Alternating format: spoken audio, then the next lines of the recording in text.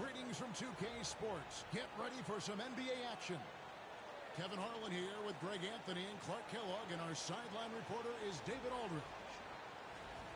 Let's see some of the numbers here for him. And guys, how about the surge of offense he's experiencing right now? These last 5 games, he's been a machine at the offensive end. A different score than he had been earlier in the season. We'll find out if he can keep it going here tonight. And now the opening lineup for Phoenix. Murray out there with Bradley Beal. Then it's John Collins. Then it's AI. And it's KD in at the 3 spot. And for Philadelphia, we've got Joel Embiid. Bull out there with George. Then there's Tyrese Maxey. And it's McCain in at the shooting guard. Greg, we're sure to see a lot of quality basketball here tonight, given the veteran talent on both sides. Yeah, tremendously high IQs from both teams, so expect a clean game. And some of these players have been through it all in this league. And so here we go, the 76ers to start it. And there's big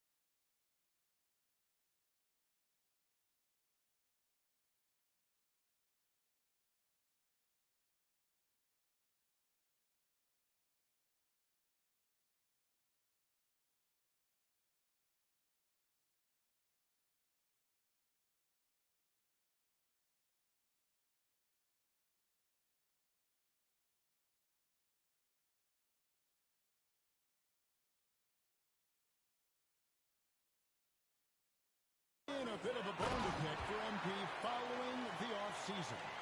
He's come into this year with the goal of taking down all the teams that finished ahead of his in the standings last season.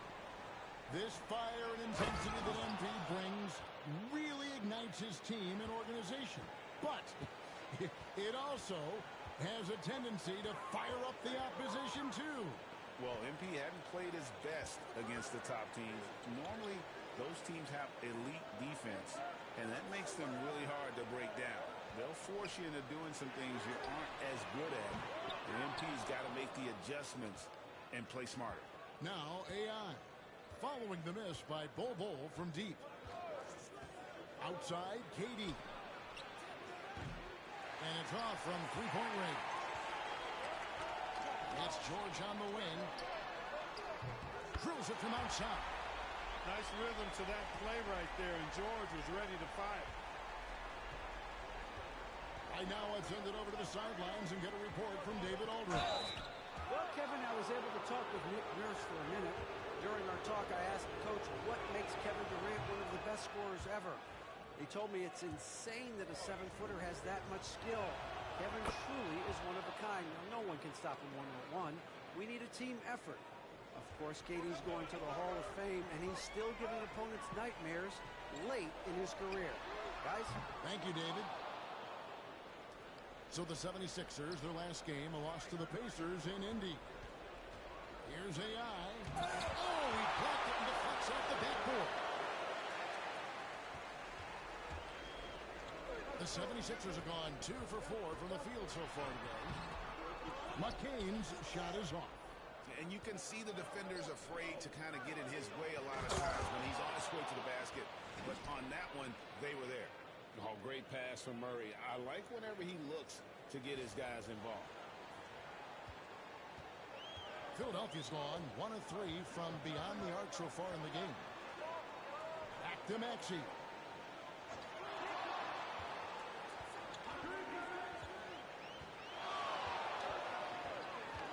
To the middle. Here's Embiid. And Embiid throws it down. Thunderous throwdown that time from Joel Embiid. And you know, guys, with Embiid on the floor, it's not just about his individual play. He changes everything for everyone on that team. That's how dominant he is. It's not just statistics. His presence alone propels him. Here's Embiid after the made shot from AI. No one near Maxey as he lets it fly. And the 3 off target. The Suns leading. And it's Beal in the corner. AI outside. Fires from deep. Buries it from three-point range. AI's got 9 points. And it's Maxey with the ball for the Philadelphia 76ers. Pass to Bol. Back to Maxey. From beyond the arc and then some. Big time answer by Maxey. Boy, was he dialed in there. Suns have gone 4 of 7 from the field, shooting over 50%. And first quarter, we're about 3.5 minutes in. Durant, wide open, he fires. Another 3 for Phoenix. The real.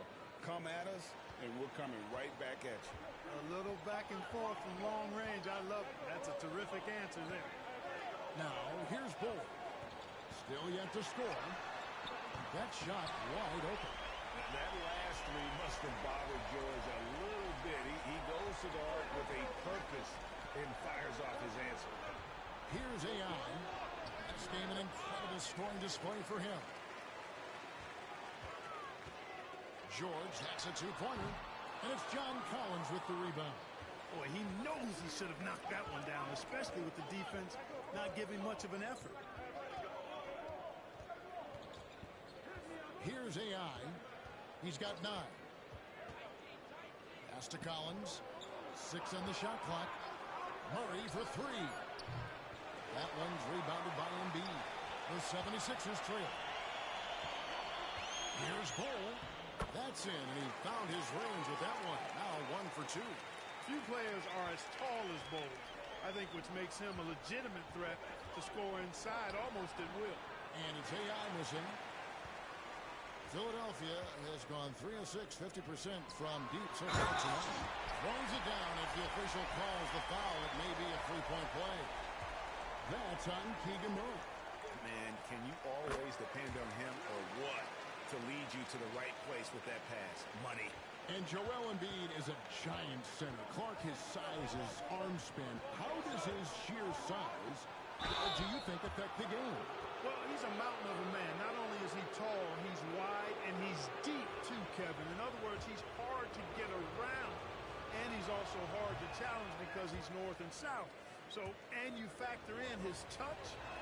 This guy does things that I've not really seen a guy of his size do, particularly when you talk about pity-patting the dribble and knocking down face-up jumpers all the way out to the three-point line. It should almost be unlawful for a guy north of 3 bills to be doing that. Look, in deference to his age, he's not going to throw it down like he used to, but PG can still rock that rim. Now a chance to see the numbers for George. How's the last month of basketball been for him? He's putting up 13 points a game, 4 rebounds, and 3 assists. The contributions he's been making on the floor have been a boon for this team. Great stretch of games for him. Yeah, you know, they've given him more responsibility, and he's responded. And the way he's going, I think his role is only going to increase. He's certainly been cold this quarter, guys, but trying to shoot his way back into a groove. To the inside. AI kicks to Collins. Down low. Here's AI. And AI throws it down. That's where Murray's most effective. Not just scoring, but creating as well. The 76ers leading by 4. Pass to McCain. In the corner. George with it.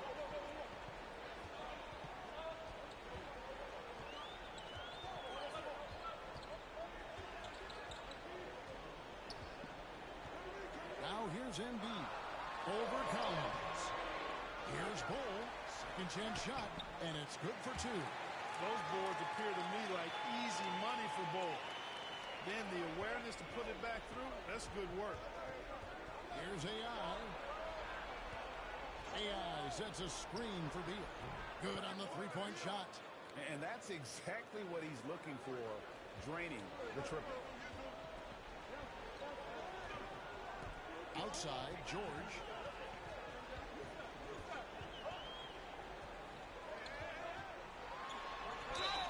And foul on the shot, so he'll get a chance at the line. It's on Kevin Durant. And Nick Nurse, Greg, the 26th head coach in 76ers franchise history. And Kevin, known for his creativity and that outside-the-box thinking, I think it's a good fit with this forward-thinking front office. Grayson Allen's checked in for the Suns. So he gets them both. How many games do you need to play, Greg, before you know who you are as a team? I think you basically know already your identity, the pace you want to play at, obviously the development of the younger guys, and your chemistry is always ongoing. And they're getting their points now almost exclusively from the triple. 4 of their last 5 makes are from beyond the arc. It's hard for me to watch this. I mean, the defense practically giving them those shots. Outside, George. This one for 3.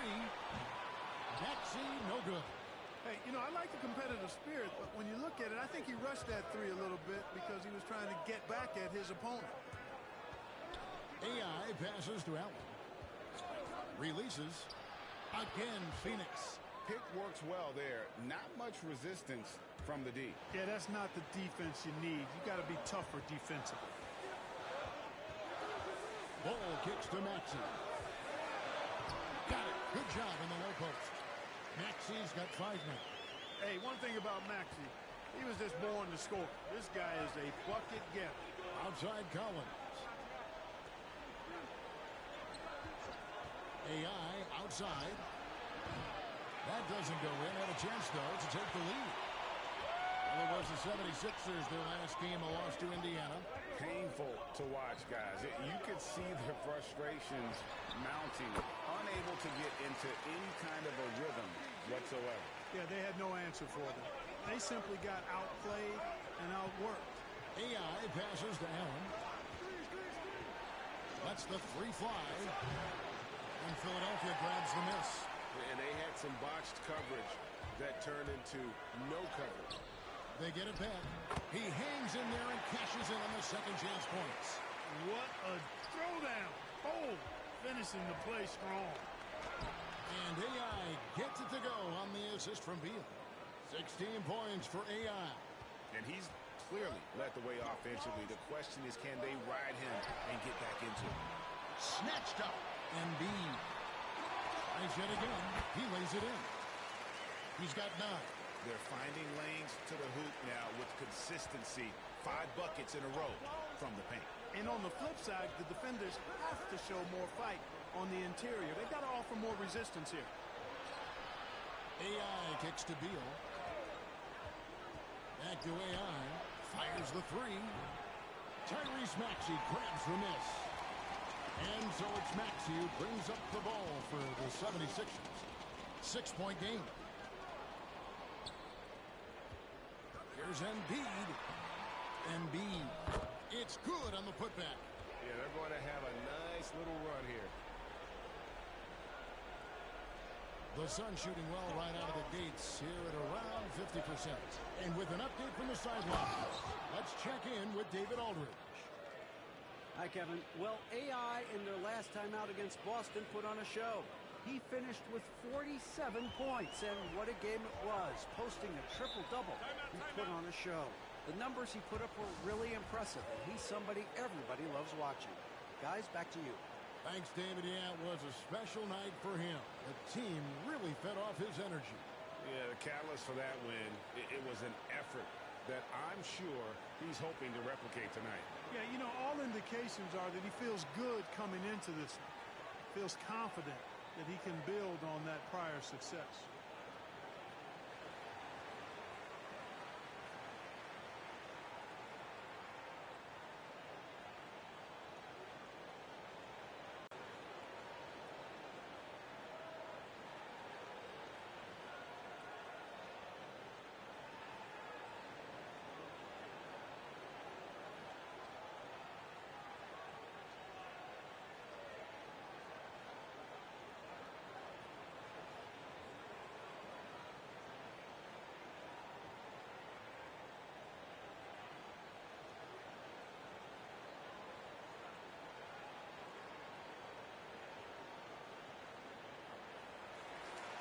Let's check out the leaders in field goal percentage as a team.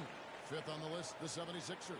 So patient on the offensive end. I mean, they're not going to force shots, and it's that selectiveness that's yielded such an impressive field goal percentage.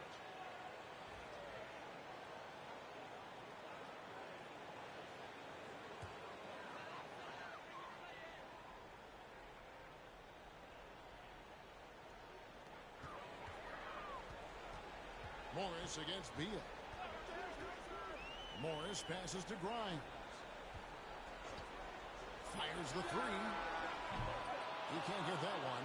They've been sensational on the backboard to start this game. Yeah, sensational is a really good word for it. They're tearing it up on the glass. Here's Beal. Edge Bona with the rebound. Philadelphia leading by 6.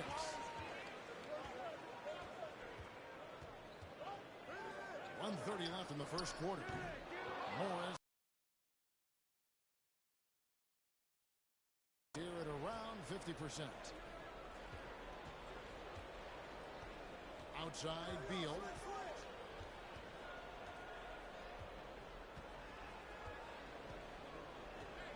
Shoots from 12. Edge Bona with the rebound. 76ers shooting pretty efficiently out there. It is in 48% in the first quarter. Allen against Maxey.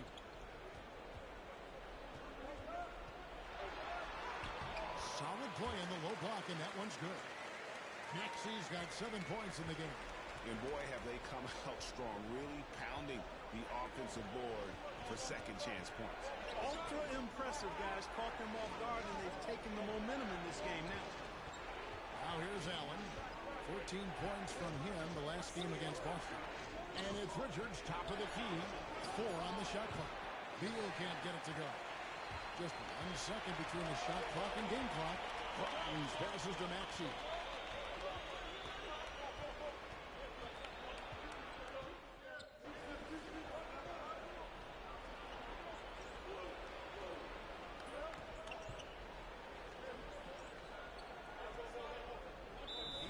He's checked in for Maxey. And for the Suns, AI is checked in for Nick Richards. Murray comes in for Dunn.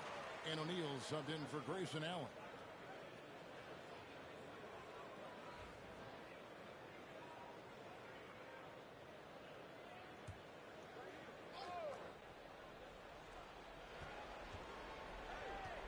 Here's Iguodaro. Nothing on the board. Fouled in the act of shooting. Gets the bucket anyway, so a three-point play chance for him. And one of the league's most gifted scorers, Beal relishes any chance he gets to finish while getting fouled.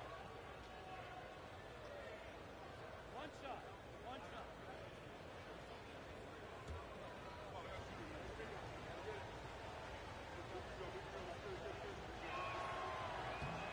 With the rise of positionless basketball, Clark, this has to be the most difficult era to be a center.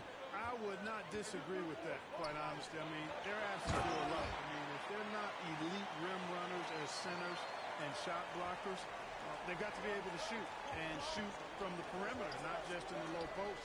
And they still have to be able to finish around the basket. I think the biggest thing is they have to cover more ground defensively because how the game is played offensively with a lot of movement and pick and roll. On Phoenix, looking who they've got on the floor. Bradley Beal is out there with Keegan Murray. Then it's AI. Then it's O'Neal. And it's Iguodaro in at the power forward position. Here's Council. And they double up Embiid. Embiid powers it down. With his diverse offensive game, 7 feet tall, maybe a little north of that, and 280 pounds, Embiid might be the toughest assignment in the league. AI kicks to Murray. Pass to Iguodaro. AI outside. 5 on the clock. Oh, and there's the alley-oop. An emphatic alley-oop jam. And how about the incredible timing on that alley-oop? He absolutely hammered it down. Well, I tell you what, that's the play we'll remember if they can put together a little surge to break this game open. Oh. The Suns getting the bucket. I'm getting. Let's go, man. What the fuck, bro? Y'all just slamming all like that, bro. I am too. How's that, man? How you gonna fuck me? My bailout pad, bro. Lonnie Walker, he's checked in for Philadelphia. And a change for the Suns. Durant's checked in. If y'all let them go about 8 on this move right here. Morris outside. Second quarter play with almost 3 minutes. Heck nah. And that's a foul. How is that a foul, man? Every single time. A big man, 7'3", a little dude. Man, you know that was not a foul.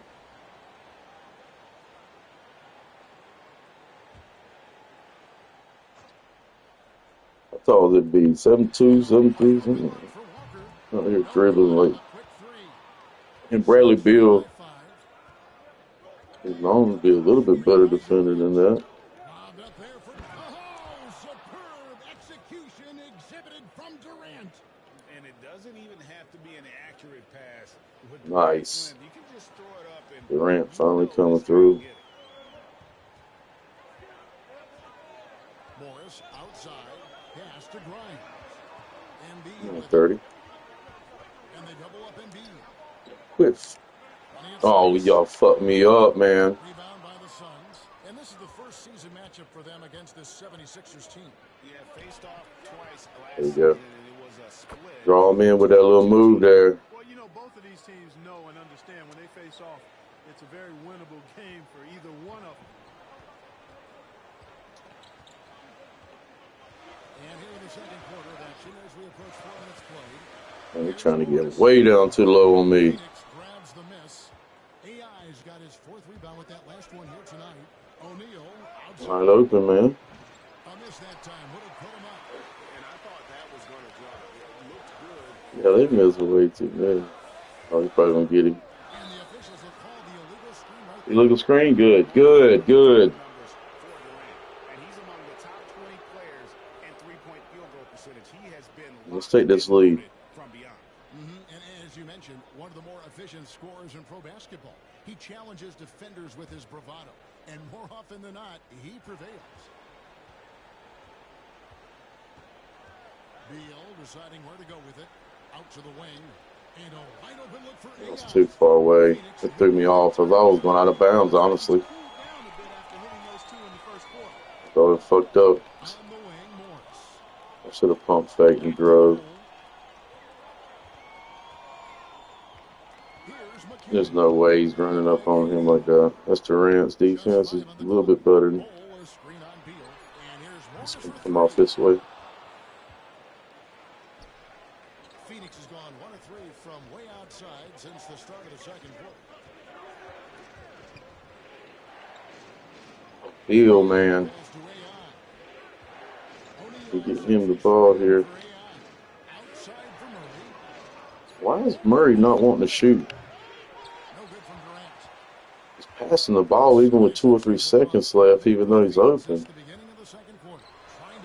Uh-oh. Durant with a fucking play finally. Hit me. A little bit higher, maybe. Maybe throw it a little higher over the defender. Yeah. It's like they give no credit to these people, man. You should have rotated. I can't defend them both. I don't know why y'all double teaming. I even said to double team anybody, and y'all gonna say that.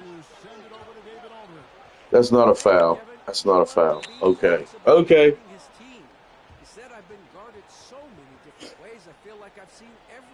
Man, I need that unfuckable. For me, it's all about how do I bring everyone along with me. You can't win alone. It's just about playing together and involving everybody. Kevin? And you've got to involve everybody. Slightly late. Oh, shit. The 76ers leading by 3. Can't find my stroke yet. Pass to Embiid.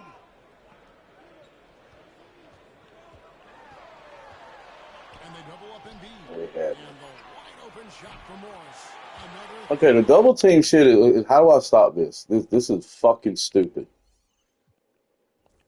Them guys are not going to miss any of them goddamn threes.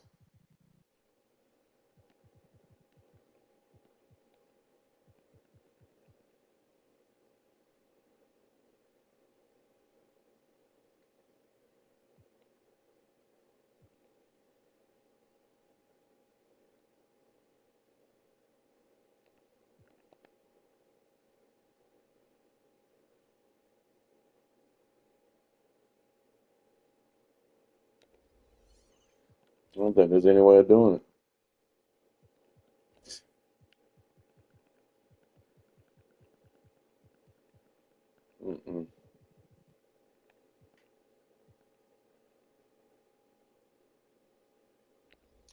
I want to take a way to call off for double team. I don't know.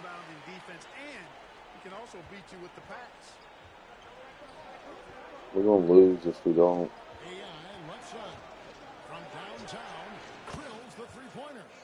AI's got 5 points now in the quarter.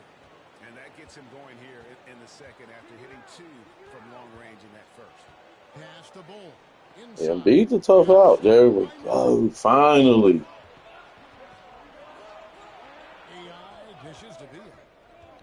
Why are you dribbling into the defense, you stupid idiot? There was nobody to your right, man. No, God damn it. Y'all did not rotate when I picked the ball up, man. Oh, my God. It's fucking awful, dude. Oh, my God. I hate this goddamn team. He's not taking a shot when he's supposed to. Defensively, the opposition is on their heels with the ball in their hand. Nightmarish clamps thus far. And I think we've also got to talk about the tempo they played with right from the get-go. I mean, they've been deadly in transition, too. Collins checked in for Phoenix. Here we are in November. Let's see how things are. Yeah, I think I've decided I'm leaving this team. This is just ridiculous. 2 seasons in a row of just them missing every shot. Me trying to do stuff that I shouldn't need to try to pressure into or try to compensate for their misses so much. And Phoenix pushing it up now. Yeah, we don't want you to. KD a screen. Launches it. AI can't hit. And gotta like what they've been doing down low in the post. I certainly do. You know, I like to see guys do their work inside. Their rebound. Get off the rim. I couldn't get that off. I couldn't be able to grab it off the rim. What a recent stretch it's been for these players. They're the NBA's leading scorers over the last 10 games. You look at AI, leading the league in points per game. Such a great player. Quite a role he's been on. I mean, a pure scoring display. Eventually, teams might find an answer for him, but that's not been the case here lately. And you know, Oops, there's no way he missed the 2. Cover the length, the range, smooth athlete, very difficult to match up with. The Suns making a switch here. Allen's checked in. Now, here's AI. Lobbed up there for Collins and stolen by Bull. Oh, thank you very much.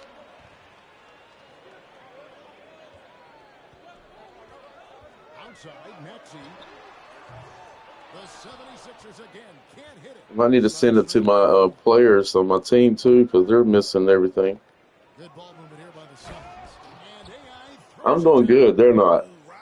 I have my moments where I'm trying to press something, and they're causing me to make mistakes. Let me look and see. This is...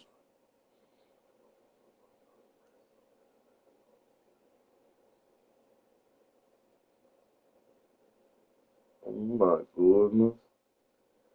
I think I might do the opposite of helping me. My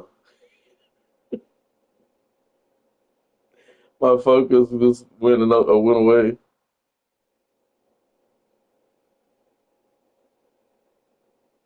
Let me help you with some focus. Focus.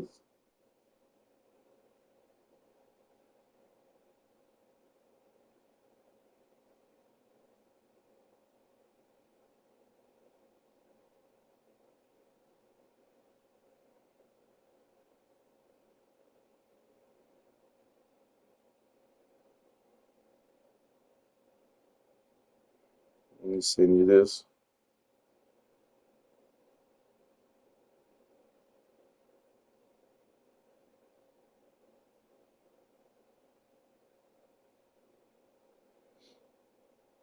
That would fit well in there.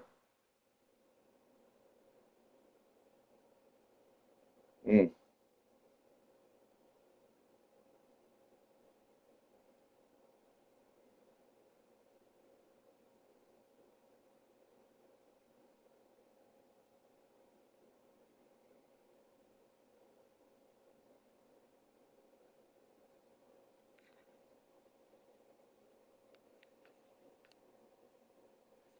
He loves having that much of a height advantage. Best chance to get yourself on the highlight reel. Now, here's Bull. 6 points for him. George looking around. And good. Got the English that time as it falls. George has got 15 points. There is no slowing down Paul George. A volcanic eruption from PG tonight. Allen kicks to Collins. AI outside. Down to 5 on the shot clock. Going inside. The Suns need to get a shot off. Off target with his 3. And the great shooters know when they've got enough opening to go for the 3. I didn't think it was a bad choice on that possession. Here's Bona. He averages a bit over 6 points a game. AI in the post, defended by George. AI outside. Pass to KD. I know, right? I'm about to take a pause. Allen outside. That's good. And a nice assist from Bathroom break. Allen's got his second bucket. You know, you look at Durant, I don't think he gets enough credit for his passing. He's excellent at getting the rock to his guys. Cold shower break. Hammers the alley-oop through. And how about the incredible timing on that alley-oop? He absolutely hammered it down. Boy, I tell you what, that's the play we'll remember if they can put together a little surge to break this game open. Oh, 76ers lead by 3. let's try this.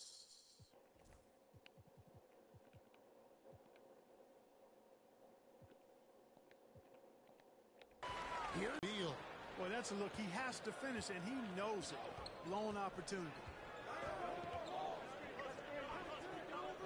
AI outside. And there's Bradley Beal on the assist by AI.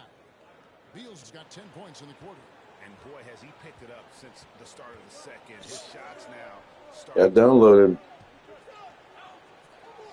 Fortnite. Maxey looking it over. New update or something. For just the 4th time today, it is good. When you get off work, you know, gonna play with me. The numbers testify. Tyrese Maxey is one of the best three-point shooters in the NBA. We've seen Tyrese Maxey in his game go to another level. Clark, what makes him a top-level scorer in your opinion? Kevin, there are a couple of things that really stand out. His sheer speed with the ball is remarkable. His fearlessness and confidence. Every great scorer has that. And then his ability to knock down the three-point shot off the catch or off the dribble gives him an added step of quickness when he's taking it to the rack. And all of that makes him a dynamic scorer. The Suns trailing. And Phoenix turns it. God, falling out of bounds. And the Suns making a change here. Dunn's checked in.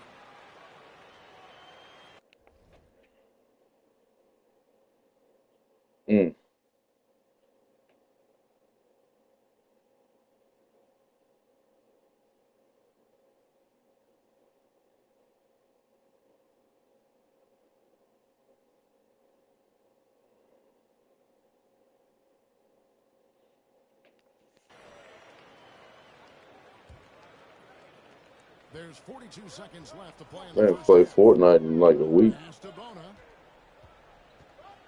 Maxey with it from outside the arc. I get back to work tomorrow. AI's got rebound number 7 for him tonight. Collins a screen on George. Outside Collins. Allen for 3. And Philadelphia grabs the miss. George passes to Maxey. No way! Maxey's got 5 points in the quarter. I tell you what, it's almost like stealing to watch how he plays the game from this seat. And that's it for the first half of action. What's been I didn't see the timer. 76ers ahead. That's fucking sick. And join us right back here after the break for the start of the second half.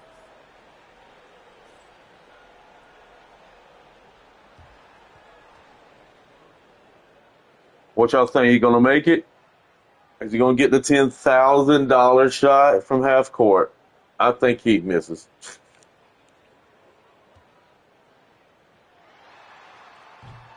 Oh my goodness! It was online. He got unlucky.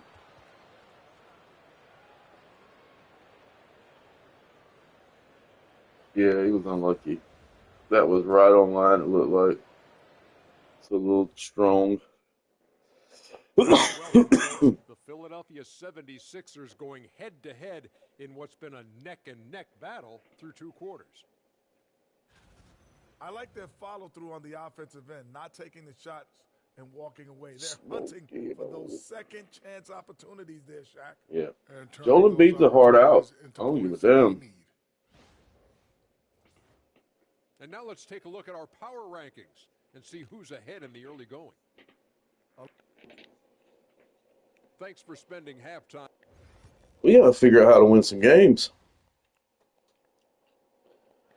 But I think I've decided I'm leaving this team.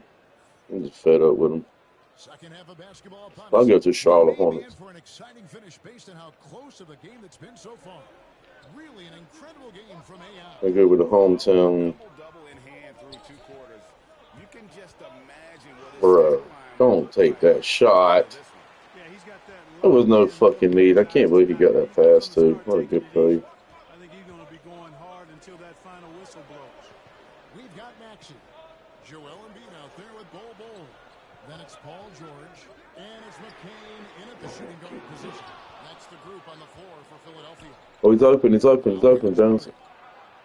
He's got to make this. Oh, my God, he missed it. Fumbles the ball out of bounds. Okay. Nearly out of bounds. And it's AI with the rebound. AI's got rebound number 8 here tonight in the game. Ball. I'm about to use this. For the tie. And the Suns. I knew it. I knew they were going to choke. He's handling the ball. Okay. To the paint. Kicks it out to Maxey. That's good. And that's Embiid. Oh, yeah, we're going to lose. Why are we double teaming him? God.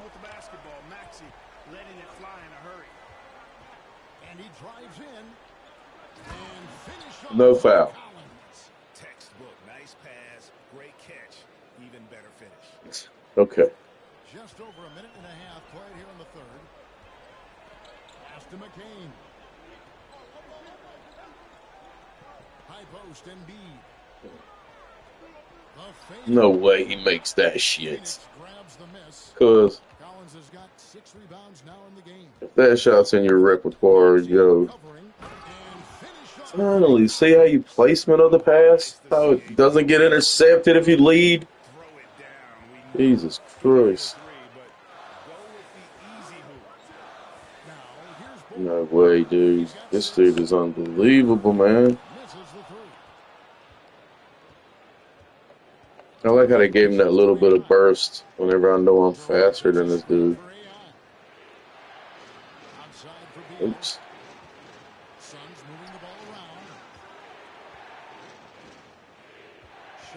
Why can't I move, man?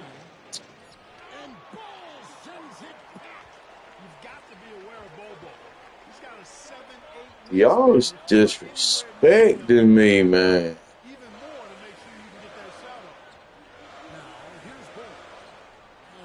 No fucking way, dude. You making that shit. I'm gone. I'm already gone. Number 30. You suck, dude. Everybody gets a loose ball. You always miss it. Give me a fucking ball, then. Durant's got 6 rebounds here tonight. There's a screen by Collins. Down low. His head's turned. Yes, thank you. With soft hands and great recognition, Collins is the ideal big for a pick and roll. I stay in the passing lane. See, they try to. We could have got him. We might make that. That's good on the assist by Bull. Embiid's got 17 now. Coming off a big game, his confidence couldn't be higher, and coach knows it. Showing no signs of slowing or cooling down. They're going to ride him as far as he can take him. Now, here's AI. He's got 23. Outside Collins. 5 to shoot. Back to AI. And here's KD for 3. Connects from 3-point range. 10 points for him. Great touch from KD. Great range, too. And so it's Maxey who brings up the ball for Philadelphia. When this game is done, they'll be off to take on the Raptors. That'll be just 1 game played away from home for them. And there's the whistle on the shot. Why was he frailing around at the ball? I mean, damn. All he had to do was just jump straight up and hold his hands up. I was there. I mean, damn 2K. Golly, man. Y'all just don't get it. Y'all just don't fucking get it. And I don't understand how you don't see this gameplay and see it.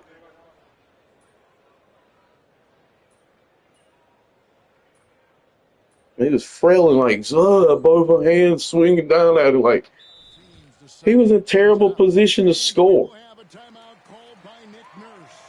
Terrible. Just hands up, no need to frail.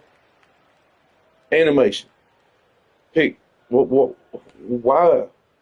After I don't so simply. So it's Phoenix now. They trail by 1. Dunn sets a screen for AI. Driving in, and AI throws it down.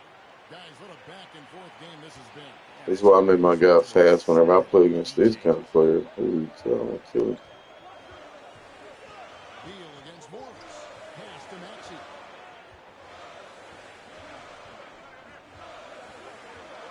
There's the three. And it's Phoenix with the rebound. AI's got 9.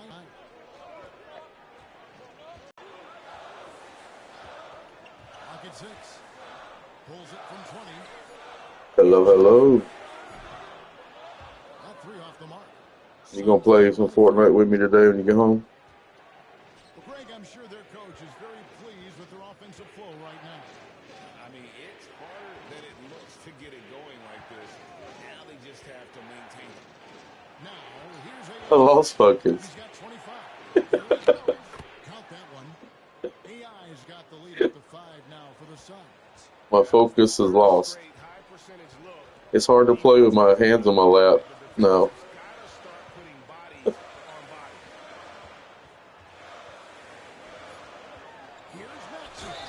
There.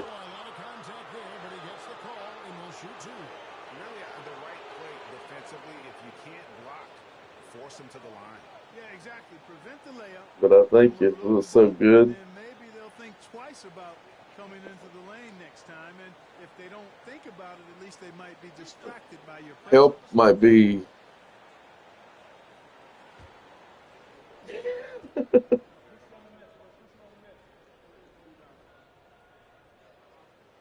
throw good, Maxey. Yeah, we're winning now, finally. Maxey hits them both.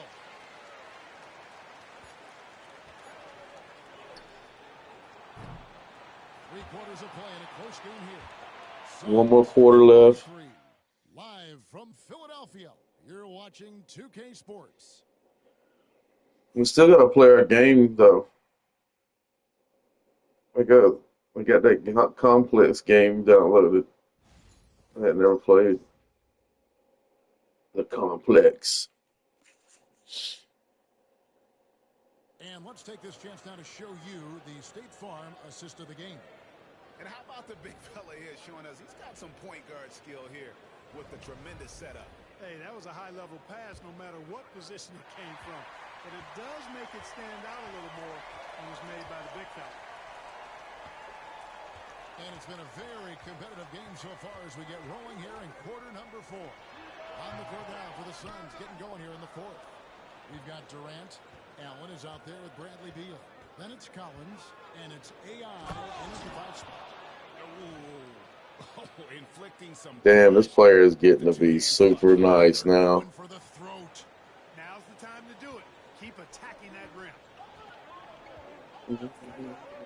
Pass to Embiid. All alone. And it's Durant with the rebound. Boy, the defense got lucky there with him missing it. But they don't want to chance that again. Embiid. He grabbed it. That's a turnover. Walker with it. Guarded now by Durant. Wasted no time on that one. Walker's got his first points of the game. Obviously, a mix-up defensively on that possession. AI throws it down. Hey, it's all about. Damn, they can't hold him down. He understands that feeding open teammates is how you make that happen. Morris passes to Embiid. Like my pin 15. What a move. What a move. Damn. Looking to make an impact when it counts. You know, they want the ball in his hands here because they trust him to hit all the big shots. And guys, let's get your take on the scoring breakdown so far for Phoenix. And they're playing beautiful basketball right now, racking up the assists by playing so unselfishly, just finding the open man. They've also found a lot of shots at the arc in this one and allowing their good shooters to tee it up. Well, he did enough there. He made it a 2-possession game, at least. Some nice ball movement here by the 76ers. Pass to Morris. They set the screen. Buries the long-range jumper. A pretty free look. Thank you. I'll talk to you in just a little bit. Text me when you get home if you like. I think that We'll play some. intentional. Perhaps was not an accident because he's typically not the guy that's taking that shot at this stage of the game. And here are the Suns now. I shall. I will. It's counted. It's going to be a hell of a close one. Second minute off the clock now in the fourth. Thank you for coming by. Thank you for the pictures. Morris looking over the floor. Pass to Grimes. To tie it up. Another three. He was open. I could see that. The Sender was not able to get to him.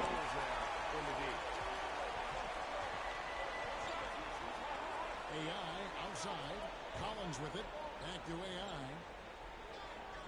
Collins a screen on Embiid. Trying to answer back, but that three is off the mark. No luck for him this half after being outstanding from outside the arc in the first half.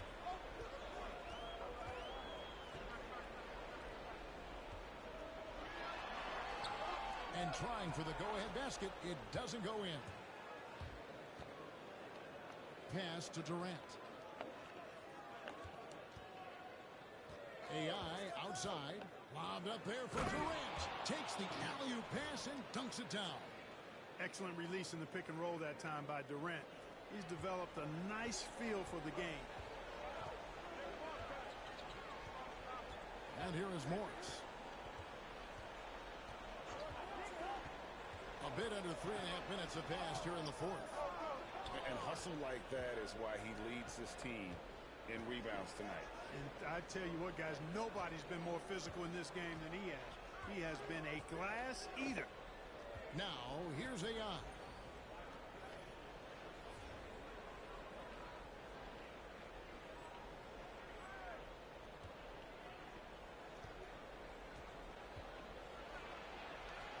High post, KD.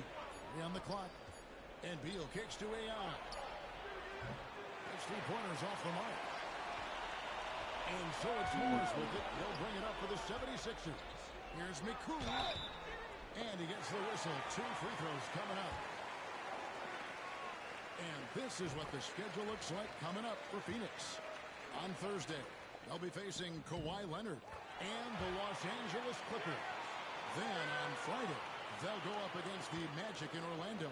And guys, one thing about road trips like this, they'll be seeing this as a chance for the team to come together. It might be a bit of a silver lining for a trip that doesn't always provide a lot of success. And both free throws good for AI. Philadelphia's gone 2 for 2 from three-point land to start the fourth quarter. Pass to Embiid. Over AI. Another miss by Philadelphia. And the stroke definitely lacking confidence this quarter. Nothing on target. Outside, Beal. Off target from three-point range. 76ers have gotten just under 45% of their attempts to drop in the fourth of 9. And you want him taking big shots for you in big moments. That one was as easy as it gets. Well, you don't want to give him any open shots at this stage. Never mind a layup. Come on now. My goodness. Sixers have gone 5 of 10, 50% from the field. Pass to Bona to take the lead. Rebound by Murray. Phoenix has gone ice cold from three-point land, 0 of 4 since the start of the final quarter. Here's AI. Good on the triple. AI's got 14 points now in the second half. Pick works well there. Not much resistance from the D. Yeah, that's not the defense you need. You got to be tougher defensively. Here's McCain. And he can't answer back. The three-pointer offline. One made three formed for the game. Does he focus closer in? Let's see. Murray left side. Collins dishes to AI. Collins setting the pick for AI. Another three for Phoenix. Just look at what a sniper he is from long range. He's got such an unusual skill for a big fella. Morris passes to Embiid.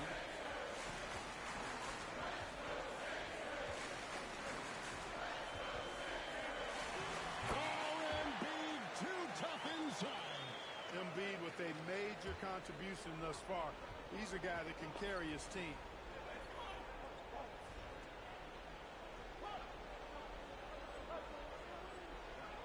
Now here's Murray. Over to the left wing. AI, that's in there. Murray with the assist. Murray's got 4 assists in the game. Morris with the ball. Embiid with a screen on Beal. For the 3. And it's AI with the rebound. AI's got 13 rebounds in the game. Seeded. Murray for 3. Nice ball movement by Phoenix. Launches a 3. AI can't hit. And you could tell he thought that triple was going to fall. And stolen by Murray. AI outside. The 3. Morris with the rebound. You know, defensively, you just can't afford to give him that much room. They're fortunate that he missed that one. Embiid from outside. And it's Phoenix with the rebound. AI outside. Outside Collins. Pass to AI. Now here's Durant. Shot clock at 6. Lobbed up there for KD. And now Philadelphia on the break. Embiid, no good. Suns leading by 7. Here's AI to the inside. And the call on the shot that sends him to the line. That one on Embiid. And when Collins goes up, the interior defense runs out of options. He forces them to get sloppy.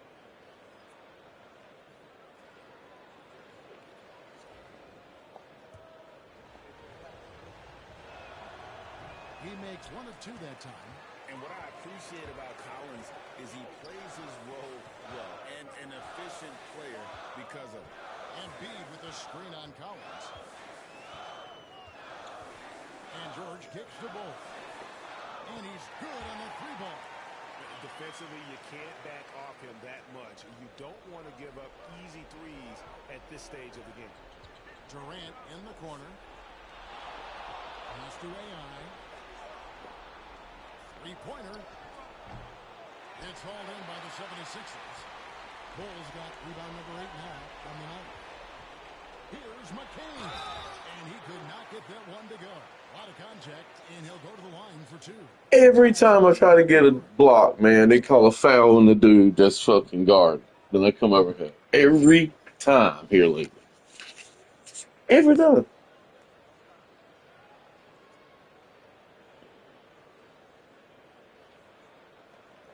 Oh, dang.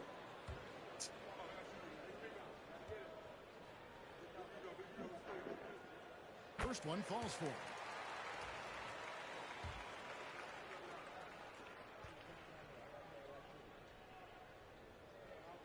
And he makes both free throws. Already a very confident player. Knocking down those free throws only fuels that. Durant dishes to AI.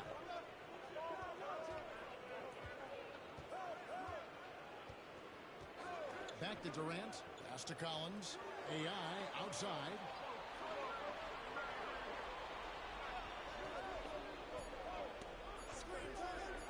For 3, Durant. Kevin Durant, bullseye. Money on the 3. When it comes to catch and shoot situations, Durant as reliable as it gets. Maxey passes to Embiid. Back to Maxey. Here's McCain. Pass to Embiid.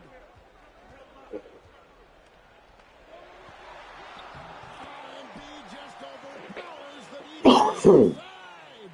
You like Embiid's confidence and willingness to step up in the big moment.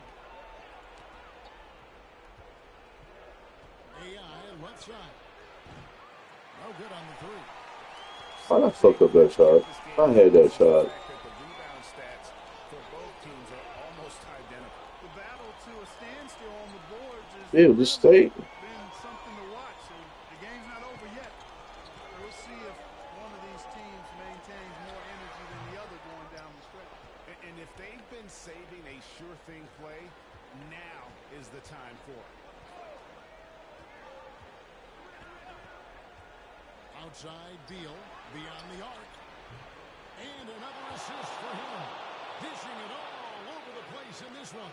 He's tallying them up in bunches.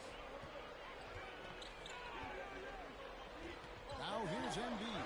He's guarded by AI. Come on, Collins. Help me out there, bro. George against KD. Yeah.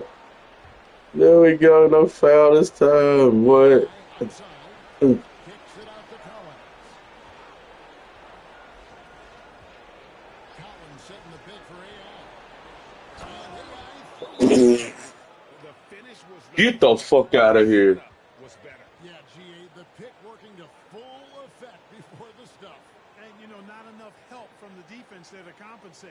He gets a clean look, and that's I exactly gotta change that walk. That walk is And weird. we will have a timeout called by Nick Nurse. Wants to make sure everybody's No replay? and intent.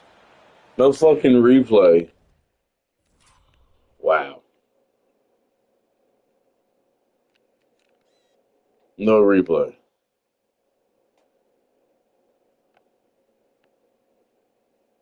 No replay of this shit.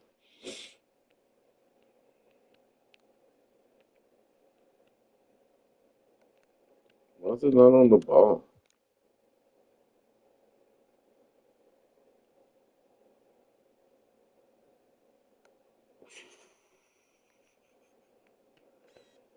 What?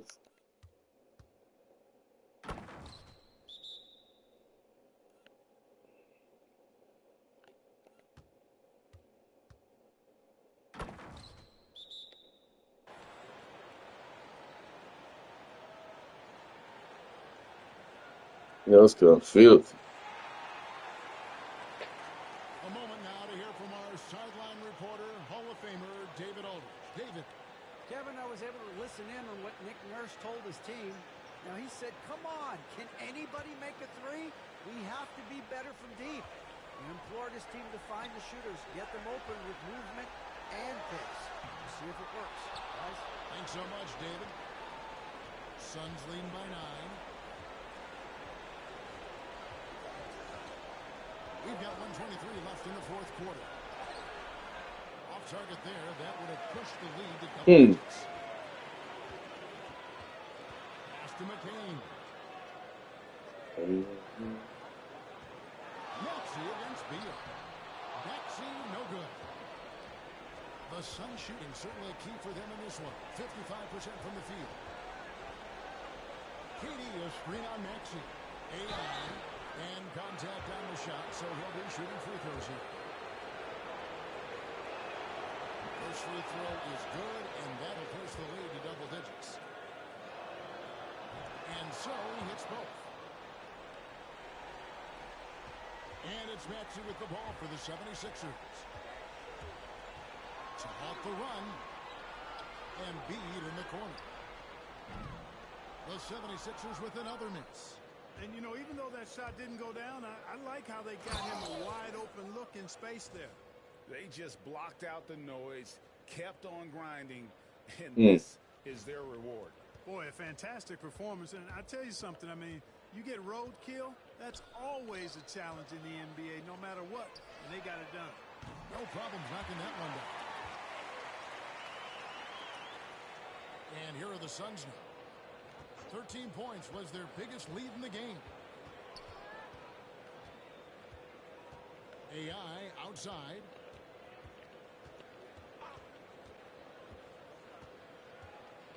KD on the wing.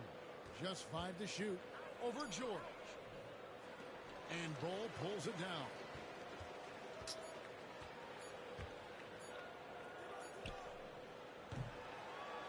So what a game.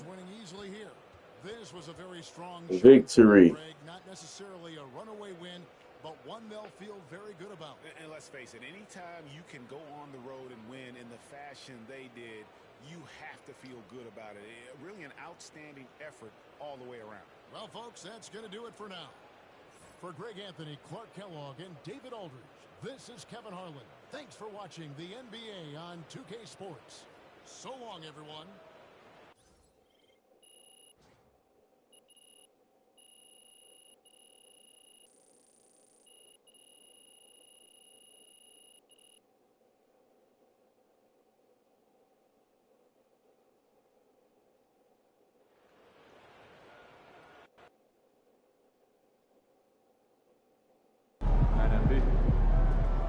We gotta win. We gotta win. That's how we stand on business.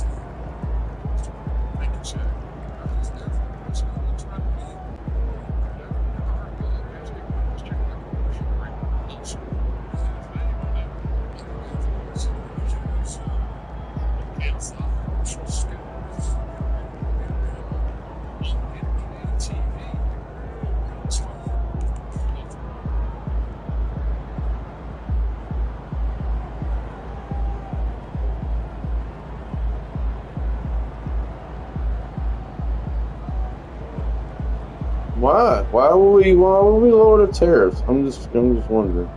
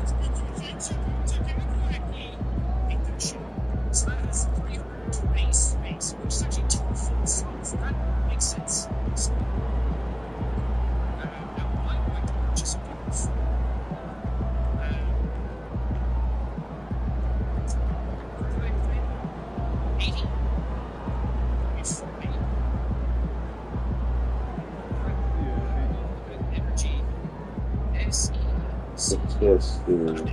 Honestly, I need to do it this way.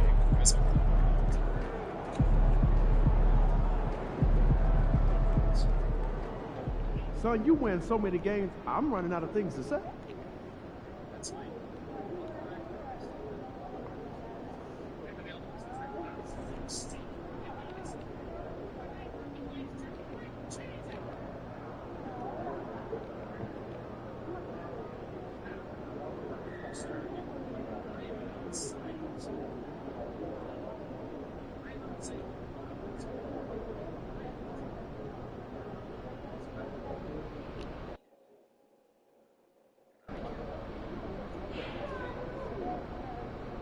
Fucking bro, that happens sometimes. Sometimes it don't work. Wait, this needs some focus. Damn, you guys burn through this shit fast. Let's go get look at this. It's like I said, I feel like I'm burning through money more than I'm making it right now, which is not great. It doesn't feel like that. Like I'm spending so much money on products to get in that I really don't have a whole lot to. Okay, I'll sleep. That guy should be fixed. I can't sleep anymore now because I have no bed. Right? Yeah. I thought of this. Trust the bed, and then he's that's how you do it. I mean, 6,857. I might be making a loss on this company right now. I don't think this is going incredibly well. You're still moving? Come on. Okay, let's fucking...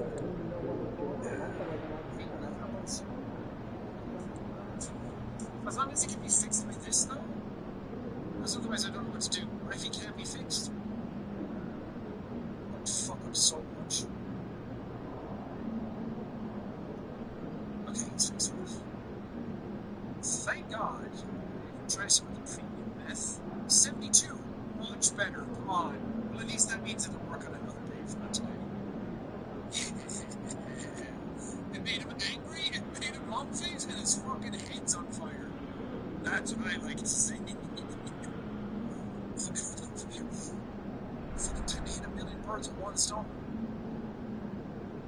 Come here. Come here. Sorry. 71? Yes. Yes. Yeah. Yeah. Yeah. That's what it's all about. It's fucking flying with angels right now. Javier, take this, you piece of shit. 48. What happens if I get one of these? 48. Oh wait, 63. Come on. Dude, I'm fucking hitting today. You're waiting for a bus that never comes. Shit. These are some fucking garbage odds. I'll try it. It's not gonna work. Let's go! It fucking worked, bro! Hell yeah! It's a potential dealer, potential customer, Billy Kramer. That's fucking cool! This rules! I want this town. I want this bitch! This is all I do! I kill the police. I have no money in me right now. I only have Steph K. This is making me a little nervous to think that what I'm doing might not pay off. I found my videos. It's gonna make me sad. I might cry. Even. I might cry if this doesn't work out for me. Myself too. Are you the Hensman guy? You in here? I'm Never had to do this. 64% chance. 58. Work. Not. I'm a dude. I'm firing your fucking head right now. Aim for the bug and you'll get some shit. Fuck yeah. Everything's coming up Millhouse. Yeah, I need to find Benji. Come here. Benji. Please tell me you got some money, bro. 2K. Okay. I'm hoping this new dealer is able to sell. I don't know if that actually is a thing. Where are you? No, right. Does it matter what you're selling? And to who? Where's this next person? They're trying to meet out at the docks? Forbidden.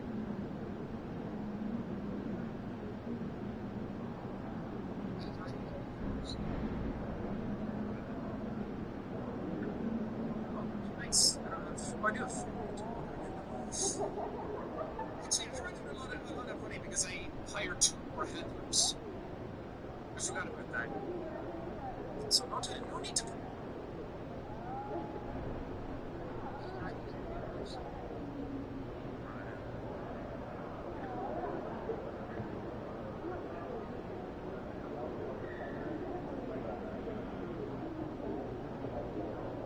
Just yet. There's plenty of time for panicking later. Do it here? No. Oh, yeah, Yep. Still, to make someone buying everything from the myth right now and just build up, or just sell what you have. As I send it off to all those others. Nice.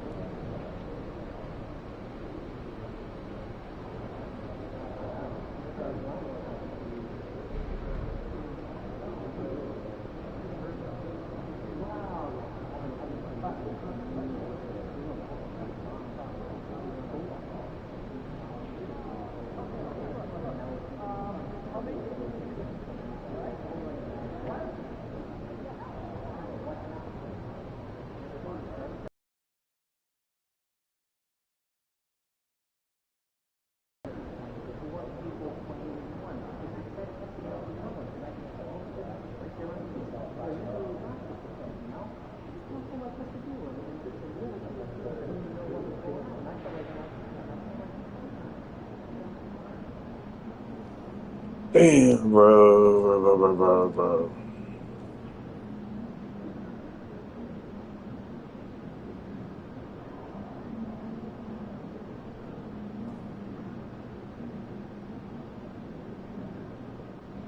Oh, I got an idea. What about me? What about me? Why don't I request to be traded? How about that? Can I request to be trade me?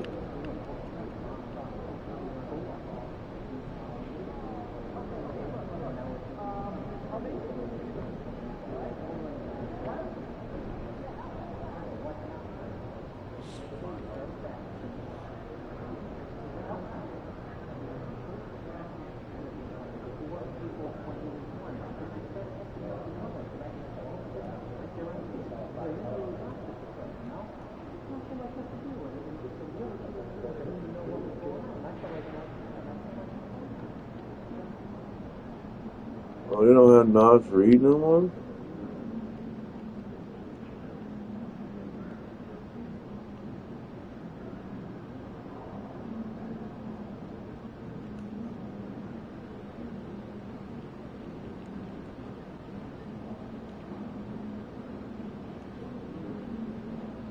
So who can we trade for?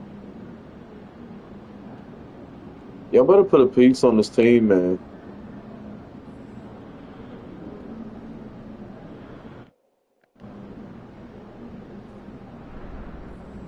Have no more trade targets.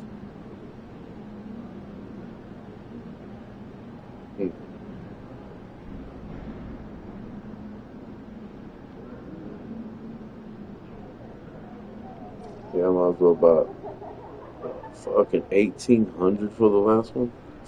Okay. 1,300 for that.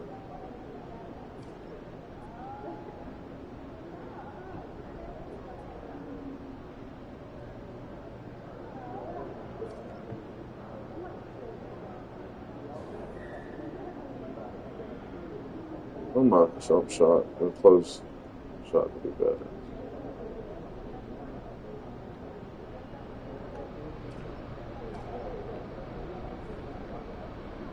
Oh, fuck.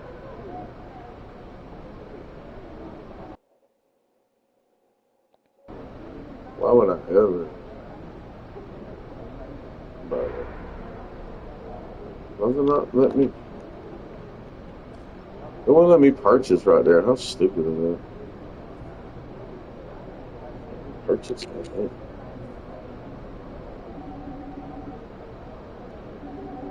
Okay, it gives me 3 days.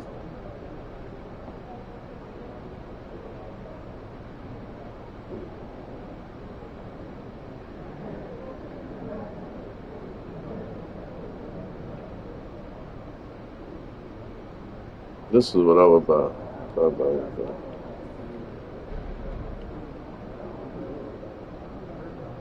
It recovers faster, 25% pretty fast.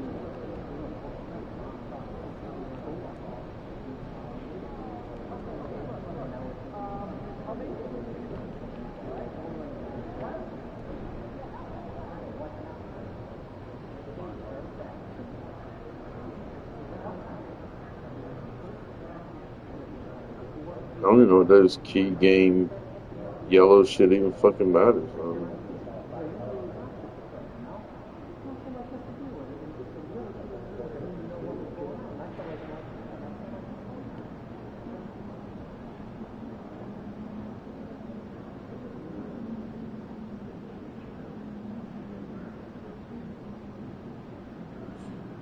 Those dailies are just whatever.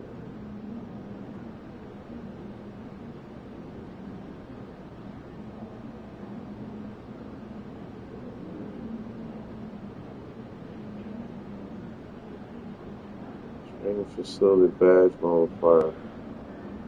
What does that even mean? Training facility badge multiplier.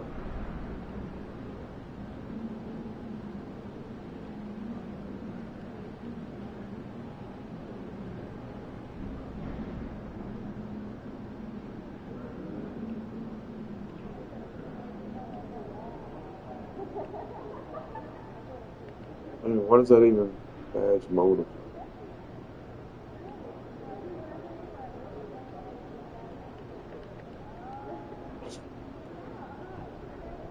That's what I'm saying. They push it in here, man.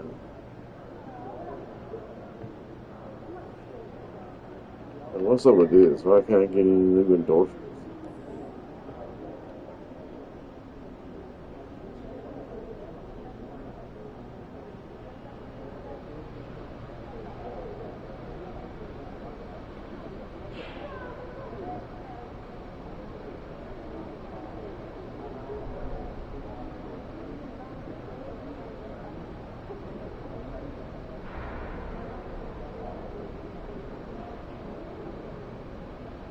Finishing skills.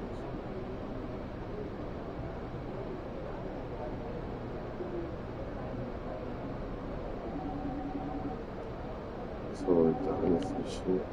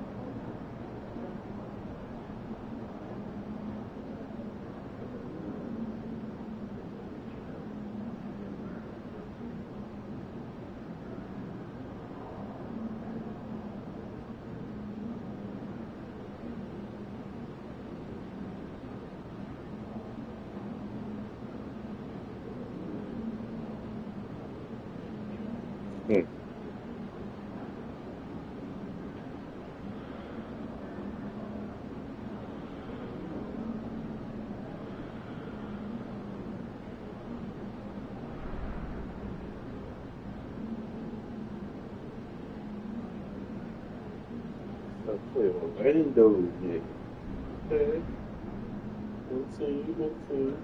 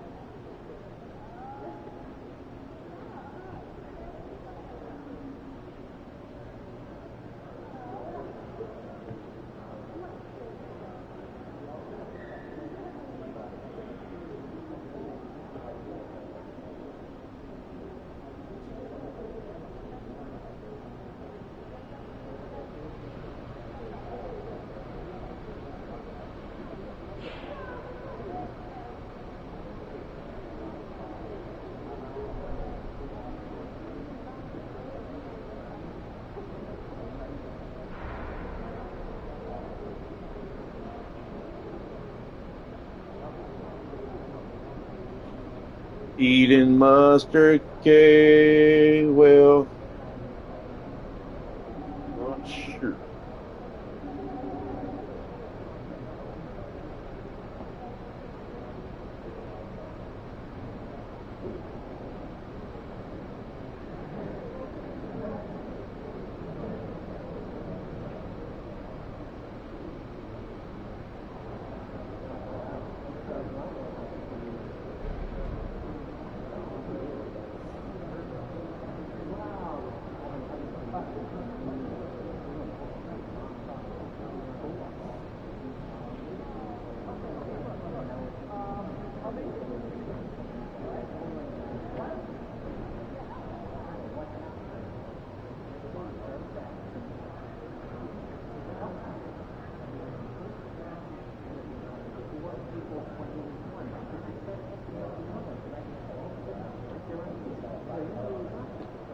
so that means I can play.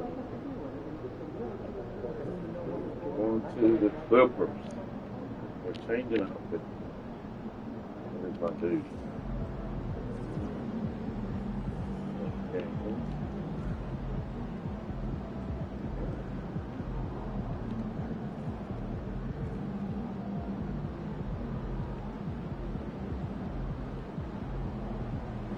And it broken.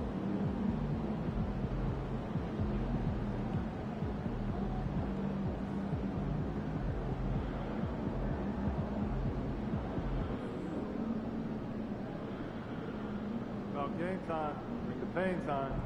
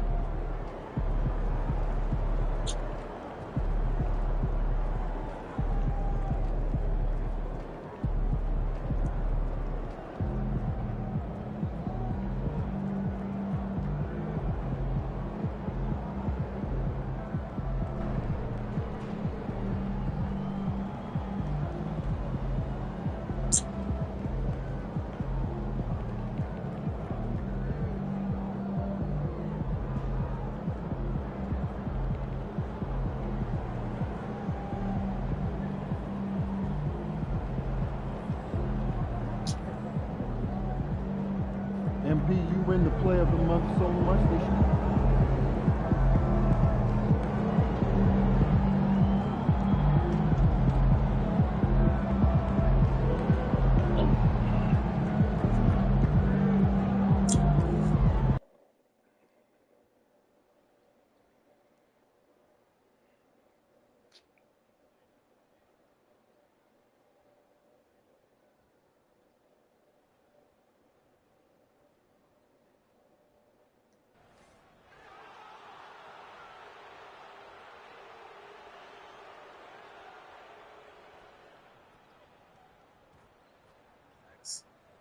I mean, Starfield kind of destroyed my hype for that game. I don't know how to feel about PS6 anymore. Like, I feel like I'm just gonna burn myself if I get really excited for it. I don't know how else to say it. I hate to say it, man, but like Elder Scrolls 6. I mean, Starfield kind of destroyed my hype for that game. I don't know how to feel about PS6 anymore.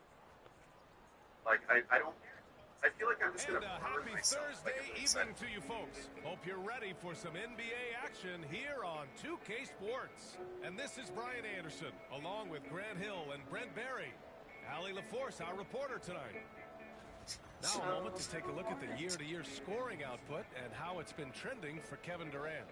And when you look at his offensive output over the past few years, it seems like other teams have figured him out and have his number now. He's having to put in a lot more effort on the offensive end, but without producing nearly the same results. Here are the five for the Suns. They've got Kevin Durant. Grayson Allen is out there with Bradley Beal. Then it's Keegan Murray. And it's AI in at the pivot spot, manning the middle. And for the Clippers, Powell and Leonard, the veteran set on the wings. Bobby Portis out there with Ivica Zubac. And it's Hayes in at the point guard. And the fact that he can go through all that and compartmentalize everything he just went through emotionally wise and then still go out there and do what he did, and he did exactly what we wanted. We wanted to get that action. We wanted to get that bet in. Prepare you for the best performance. So peeling that stuff away is sometimes.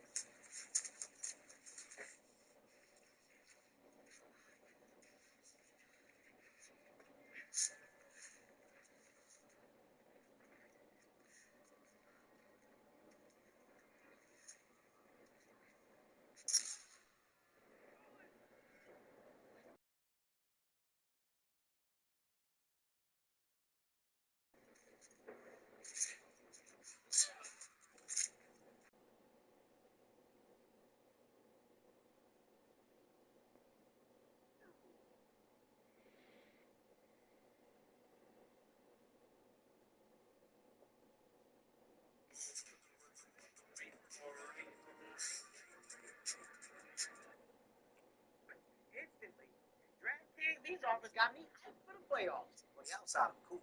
But on the inside, I'm like...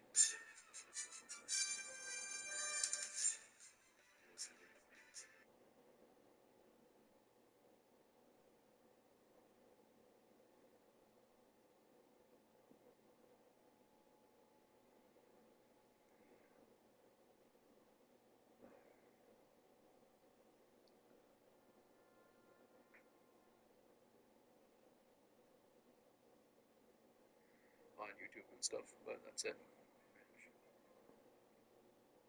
Played it. That's down. I've also walked people that it wasn't that interesting. But I don't know. I haven't played it, so I can't. I can't have a. Can't tell. I'm getting closer and I can't tell. Oh yeah.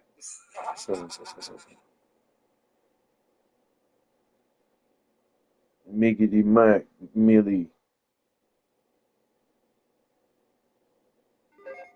there's big budget, high production value, expensive AAA games, and then of course there's indie games. But believe it or not, there are games that fall somewhere in between. Games that have publishing studios, some marketing behind it, but they're not usually like the biggest scale games with endless 100-hour campaigns or fancy high-tech stuff or actors in their games. These games are just good, solid, old-fashioned. Really important when the season gets to this point. AA games, they're not like AAA. Portis outside. Leonard for three. Fires in the triple. Wasting zero time. Kawhi Leonard knew what he wanted to do. And it's Beal with the ball for Phoenix. It's a three-point game. Here's AI. He's guarded by Zubac. AI, no good. Beal against Hayes. Powell outside. Now here's Leonard. Tight defense on him. Out of bounds. It'll be Phoenix's ball. And for an idea of how the league is shaping up right now, take a look at these latest power rankings. You look at Dallas, they slipped a bit. Still in the top 10, though. You know, for Phoenix, they've gotten off to a sluggish start. Still trying to figure out how all the pieces fit together and get things running smoothly. Here's AI. What a tremendous game he played against Philadelphia. Boom! He jams it straight down. Yeah, undersized guys with athleticism do these kind of things, playing above the rim. Love to see him get up like that. Pointing lasers around. You know, stuff that really good. First quarter of play, a minute in. Now here's Hayes. Leonard on the wing. 5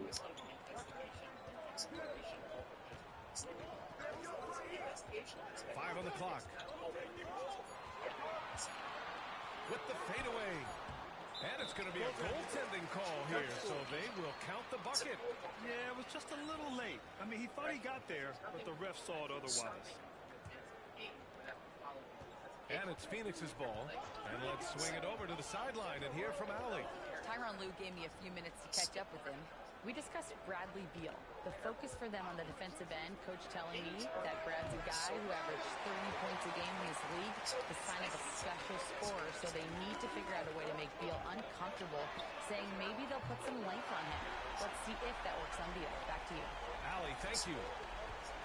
Norman Powell really knocking it down here and hurting his team from distance.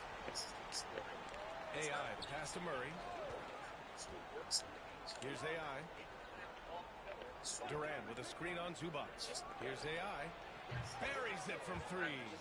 AI's got 5 now. Oh, you gotta love the back and forth, showing real confidence at the arc. Yeah, both teams finding ways to the three-point line and trying to take advantage from distance. Now here's Portis. In his last outing, 8 points for him. And we love it when Kawhi takes it over into his own. Really? A special player.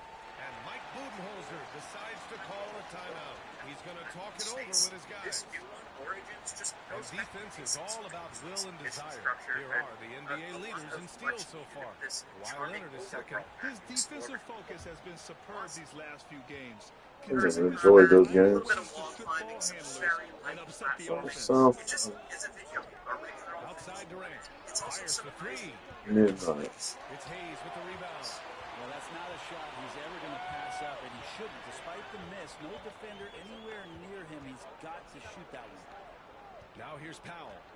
Coming off a solid outing against Oklahoma City. Really? And a miss there on the triple. Well, after nailing the first 4 shots of the game, some relief for the defense, they finally missed one. It's so interesting, Grant. Younger fans may not realize the Clippers had a lot of rough seasons early on. Well, you know, B.A., that's one way to put it. Really? You know, in their first 27 years in L.A., they only made the playoffs 4 times. But things have definitely changed. Owners have changed. And now they're postseason regulars in the league. Here's Hayes. He's averaging just around 8.5 points a game. And it's slammed in by Zubac. Love to see Zubac attacking the rim, staying involved offensively. South of midnight. And first quarter, we're about 3.5 minutes in. Murray, a screen on Zubac. AI, no good. The Clippers lead by 5. Passes to Zubac. Out to Portis. And it's Phoenix with a rebound. Coming off that win against the Sixers. You have to respect their ability to stay consistent away from home, keeping their cool and making quality shots. Well, awesome to see in that last game how the motion in their offense didn't stop because they were in some hostile territory. And the ball goes out of bounds. Last touch by Durant. Now let's check out the Western Conference standings and see how they look here in December. You look at the Clippers. They're slotted in at 9th in the conference, but it's still early in the year. And checking out Phoenix, 7 games behind. As you really begin to master the combat system, this is a game that requires mastery. The Clippers have gotten 5 of 7 shots to fall. And here's Hayes. He was another key contributor in that win against Oklahoma City. Powell's shot is off. You're gonna Suns trail by 5. can't sell to the masses though, isn't that the point of the game? Driving inside. Durant. Pass to AI. They kick it out to Murray. Knocks down the long J. Early on, You make a game too hard for people to play, they're not gonna fucking play it, and you're not gonna sell. I mean, there's difficulty, and then there's, you know, I'm just not.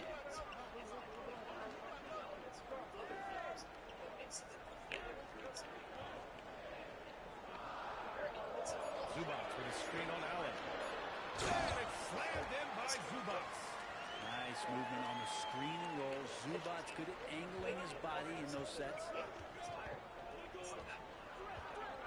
Here's AI. Oh, deflected. Here's Murray. And he'll draw a foul. He'll head to the line for 2. Heady play to stop that easy layup right there. I mean, make him earn it at the line. And a moment now to quickly take a look at the offensive approach for Los Angeles. They've done a great job facilitating shooters. Their early game has seen big monsters isn't that high compared to something like Monster Hunter, but this game isn't all about hunting big beasts. It's more of an adventure game hybrid with some elements of like a Monster Hunter mixed in. The presentation of the story is where you can really see the game's more modest budget.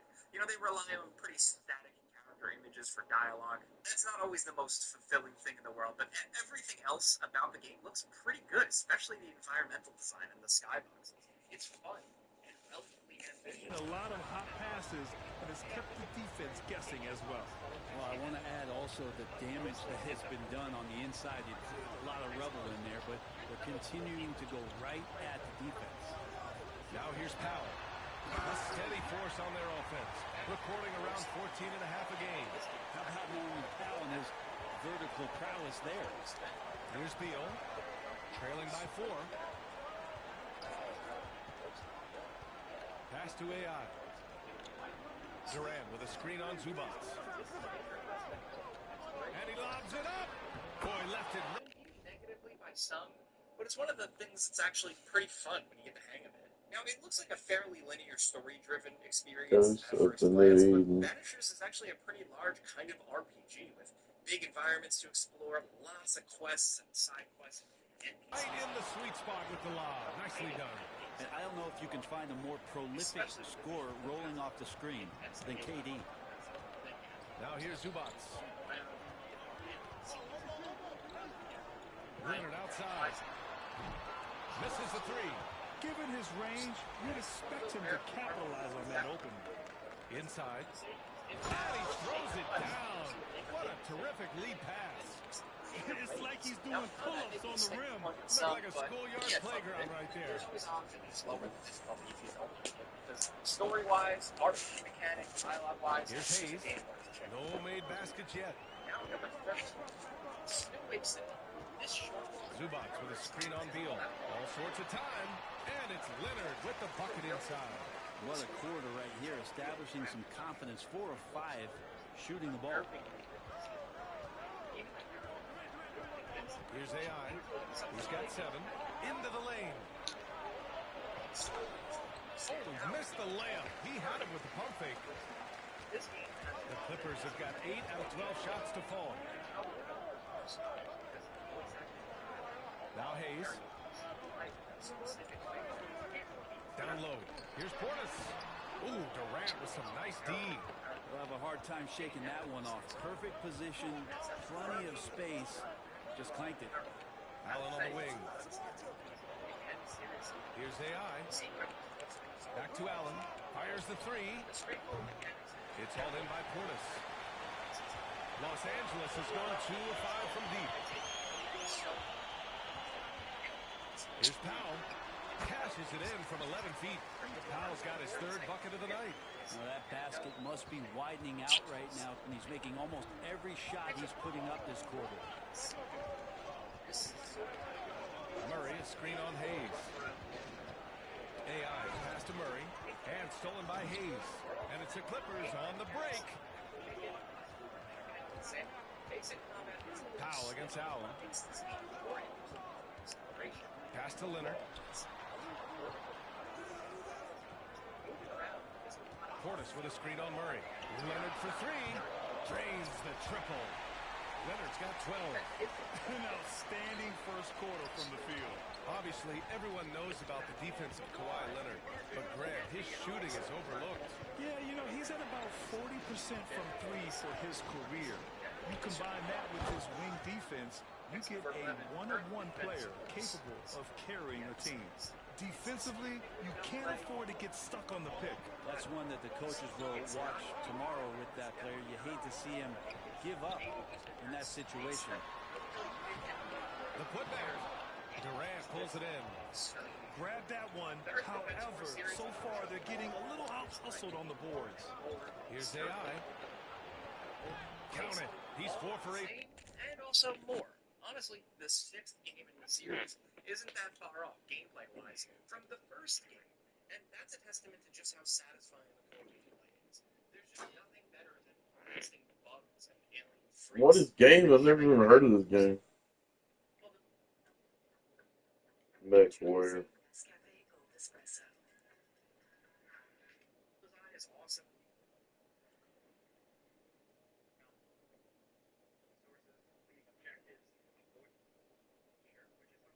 Have to manage, then things can cascade out of control. I am the RoboCop fan here at Game Ranks, so I force my agenda into every video. Look, it's not the perfect game, but for RoboCop fans, I don't know. I think it is. There's a lot of talking here for a game that should be just about blowing away criminals. So combat sections feel. And if you like RoboCop, if you haven't played this, what do you do?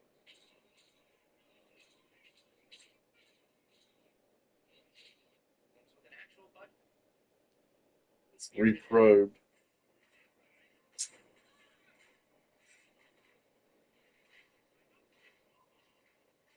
It's not a bad little game.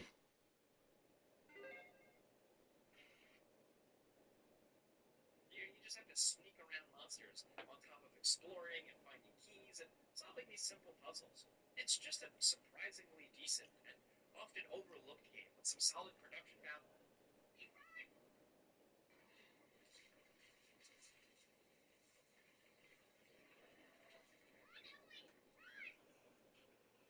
What the fuck would this be on? Okay. This is a focus interactive game, and you know what that means. It's like a surefire AA style game. This semi-open world is not perfect, but the vehicles feel more groundbreaking as the first, but what it lacks in some originality, it just makes up for with fun variety. More enemies, more varied and interesting locations, and the addition of a motorcycle do a lot of features that make the game a little more forgiving, like a proper block button, but it also ramps up the difficulty accordingly with bigger fights in more complex arenas, along with just more interesting and a bit more challenging boss fights. The real highlight version into a puzzle-focused level is actually welcome, rather than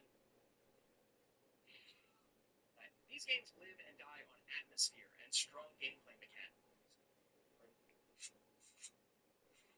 You just got DiGiorno classic crust pizza.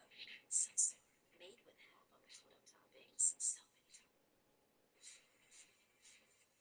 Now down at number 1, if there's any game that tells us that AA isn't quite dead, it's Warhammer 40k Space Marine 2. This game was made on a budget less than half of that of Doom Eternal, with which I think we can confirm it as AA status, even if the actual polish, the marketing, the quality. But what are they not paying their workers? I mean, you say that, but you got to give more context. This is the cheapest game ever made because they work for free.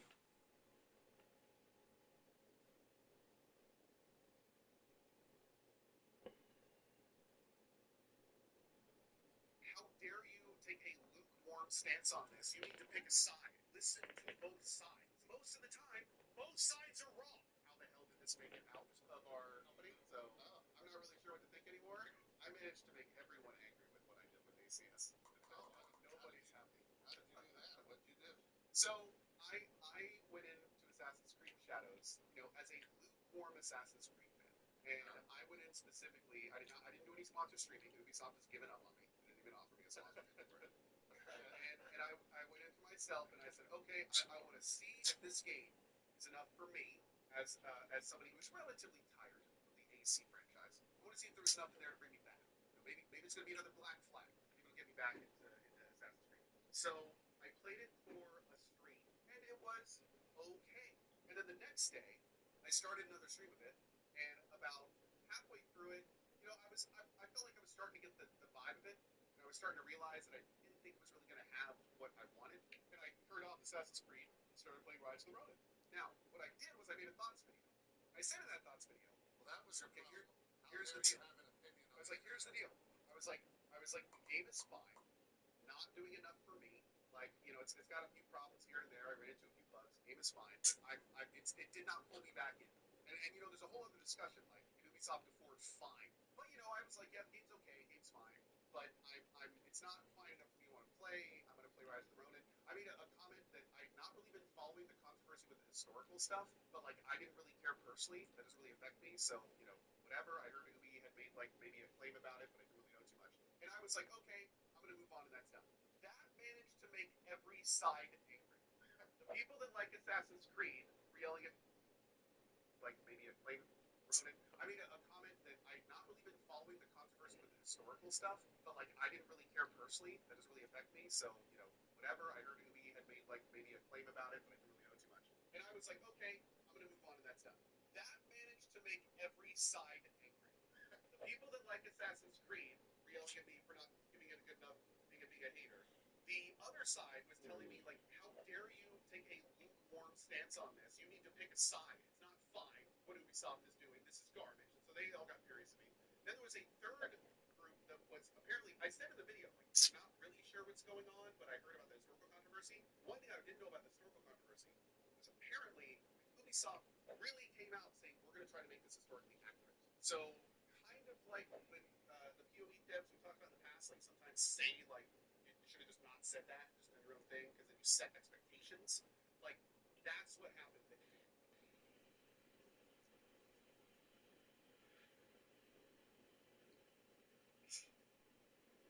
No, bro, that was the hardest boss I have fought by a million miles.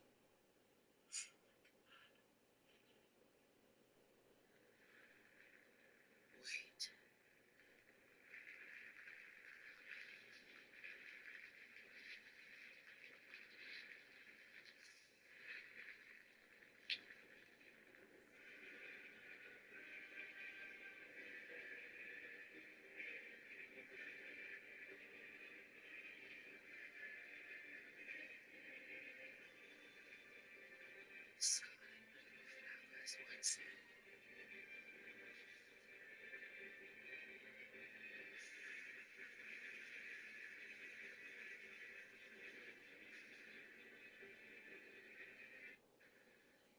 Watch this, I'll do another one. Why? Because I would get back. See what happens? See, I don't even sit around and really look. Streamer who sucks at dancing. Circle that, Dixie. Look at that. I look like the hole right now. See that? Summer body. I don't be walking, driving my car out like this. Woo! Woo! Whoa! Watch this, I'll do another one. Why? Because I would get back. See what happens? See, I don't even sit around and really look. Streamer who sucks at dancing. Circle that, Dixie. Look at that. I look like the hole right now. See that? Summer body. I don't be walking, driving my car out like this. Woo! Woo! Whoa! Watch this. I'll do another one. Why? Because I would get back. See what happens? Streamer who sucks at something. Circle that, Dixie. Look at that. I look like the hole right now. See that? Silver body. I'm gonna be walking, driving my car around like this. Woo! Woo! Whoa! Watch this. I'll do another one. Why? Because I was the fat man. See what happened, Dixie? I don't even sit around right alone. Streamer who sucks at something. Circle that, Dixie. Look at that. I look like the hole right now. See that? Silver body. I'm gonna be walking, driving my car around like this. Woo! Woo! Whoa! Watch this. I'll do another one. Why? Because I was the fat man.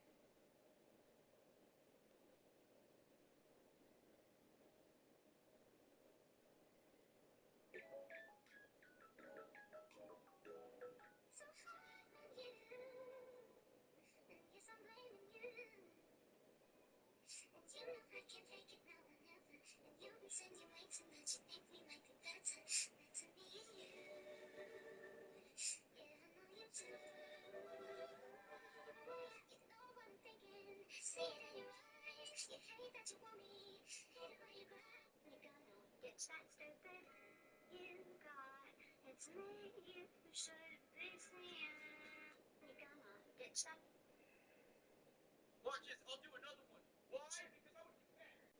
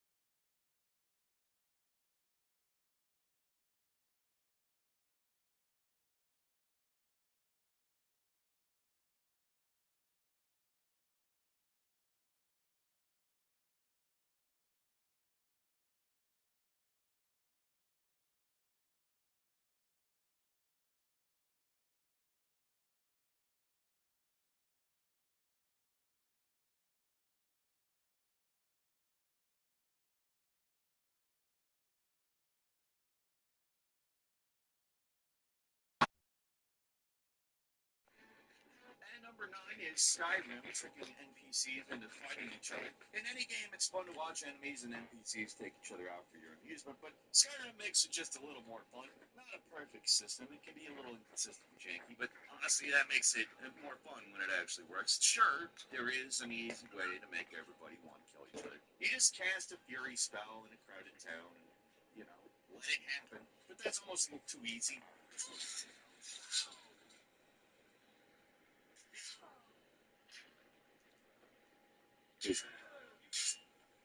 Feels a bit like cheating. There's another, much more subtle way of getting NPCs to fight, and all it takes is dropping something valuable on the ground. It doesn't work everywhere. I have to say that, but against bandits and in a town like Riften, works pretty consistently. Just find a place with a few people milling around and inconspicuously drop a few items on the ground. If you're lucky, 2 NPCs will run over and try to claim them for themselves. One will shout something like, "I saw a pirate. I saw that pirate. What are you doing here?" And then a fight will break out. It's never not. It's great when it's just one-on-one, but sometimes you get lucky and a whole crowd gets in on it. It's not just a funny thing to do just for fun. It's also an easy way to clear out a bandit camp if you got enough stealth and a bit of patience.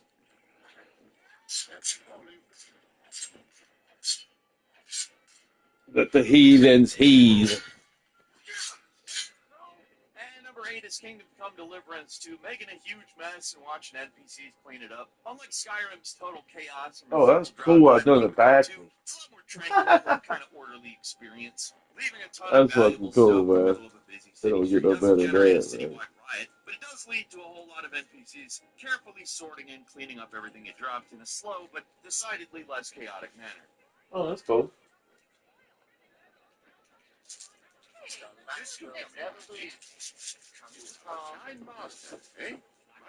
There's something actually kind of hypnotic about watching these NPCs do their business, just picking Do their everything thing, up, walking huh? away, coming back for more.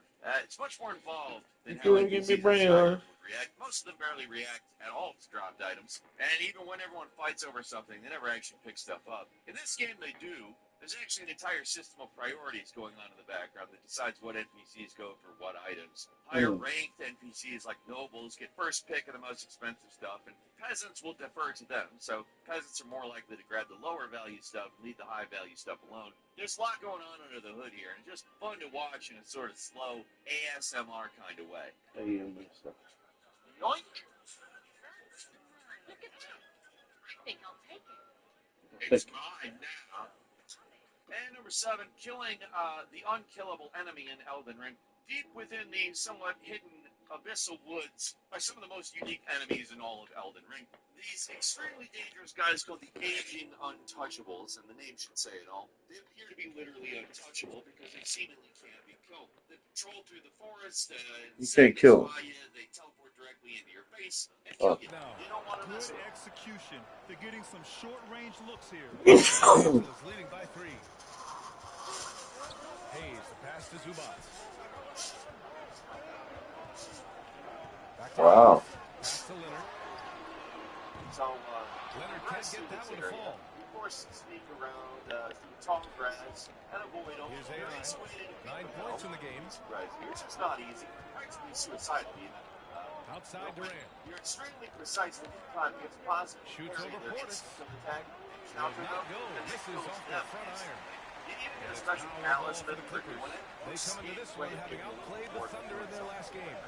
Oh my, talk about mental toughness. The crowd was roaring against them. Not easy. They were able to focus and finish the task at hand. Impressive to see them on the road just step up and have that kind of offensive performance.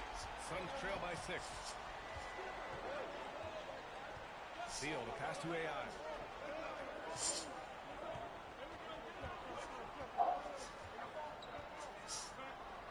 To the paint. Here's Durant. Oh, great D that time from Portis. There's one thing you should know about my mom. Los Is that she Angeles makes has got at least 4 one of 8 save from that keeps outside her of skin this here, first which is quarter. spraying on her skin. Back We to make a Hayes. full Idol Ultra One foundation. Wow, after seeing the finished result, I want my mom to get Pass her to makeup Portis. every single Here's day the from now on. three. We love my mom because she It's hauled in by That's Beal. my recommendation. Phoenix is gone just 2 for 6 from the arc here in the first. A chance here to catch up with Ali from the sideline. Well, AI in the last match against the 76ers played really superb basketball. He picked up 49 points and put up double digits in 3 categories. He was such a difficult matchup in that one. We'll see how he follows it up tonight. Brian? It really was some night for him. He couldn't have been much better, Grant. Yeah, B.A., there was nothing they could do to contain him. Once he got rolling, it was game on. And sometimes you can just look at a guy and you see the confidence that he's playing with. That's what I like best. Now here's Zubats. He's been a consistent contributor. Averaging 11 a game. Steal everything with no repercussions. On the States, they have no idea. 103 left in the first quarter of the game. There's just nothing anybody can do to stop him. Here's AI. 9 points in the game. Allen, the pass to AI.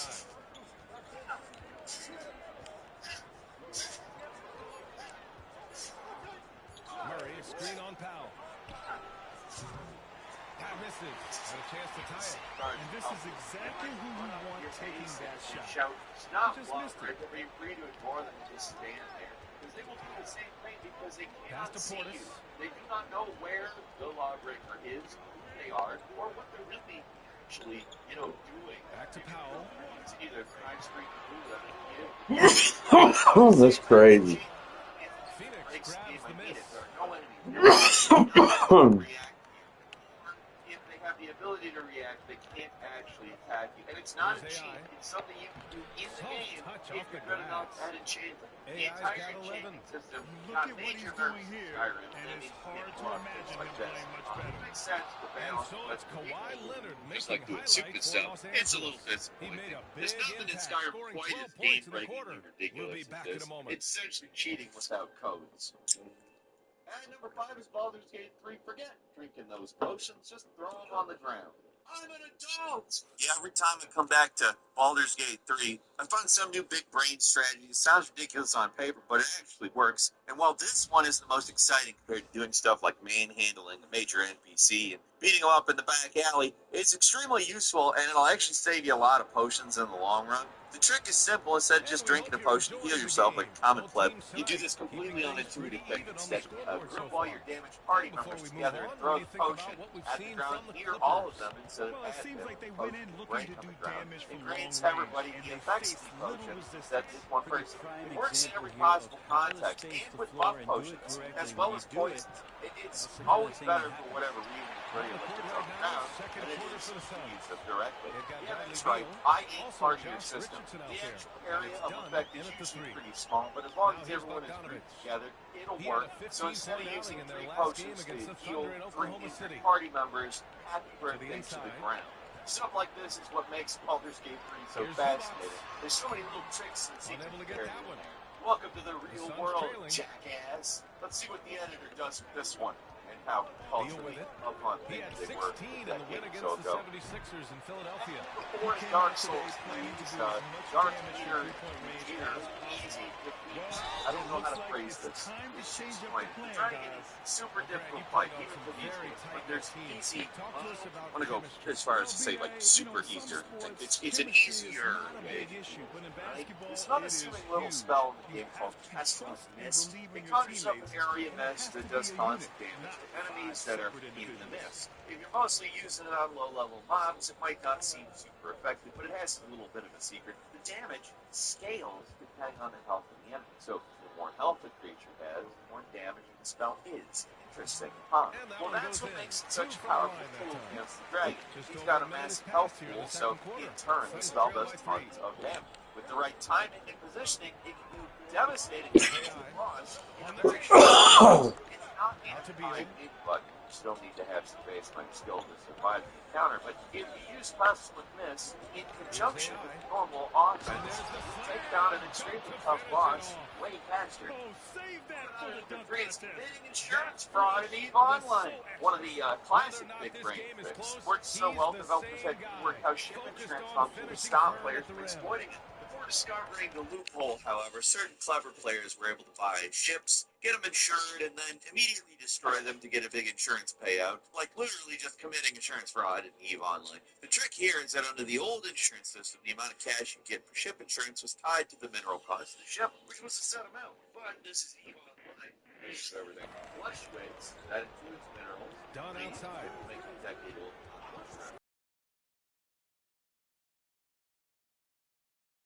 within. Multiple mineral prices would drop. And the three off target. And if it did, that meant Phoenix has gone 0 for 2 from outside in the second quarter. Collins outside. This one for three. It's hauled in by Dalton. Well, Los Angeles shooting just 42% so far in the game. Insurance cards that normally were those items that artificially were increased in price. Pass to Brown. Outside Bogdanovich. Points and all that suddenly valuable worthless junk. Up and overdone. It's hauled in by the Suns. AI's got 6 rebounds in the game. And there's the lob. I mean, you're literally like, it's stolen away. Down. Passes to Bogdanovich. And again, the Clippers missing. Well, that mid-range, Jay, usually pretty much on the money. Maybe the timing just a little bit off on that one. And the ball out of play. The Clippers will have it. Unforced turnovers. They'll drive your coach insane. And the Suns making a change here. Richards is checked in. First instinct is to play it like a turn-based strategy. Second quarter play, almost 3 minutes gone here. The thing is, well, that's the sound strategy. The actual big range entirely counterintuitive. You actually do is rush the objective as fast as you can. This means taking your one game-breaking character.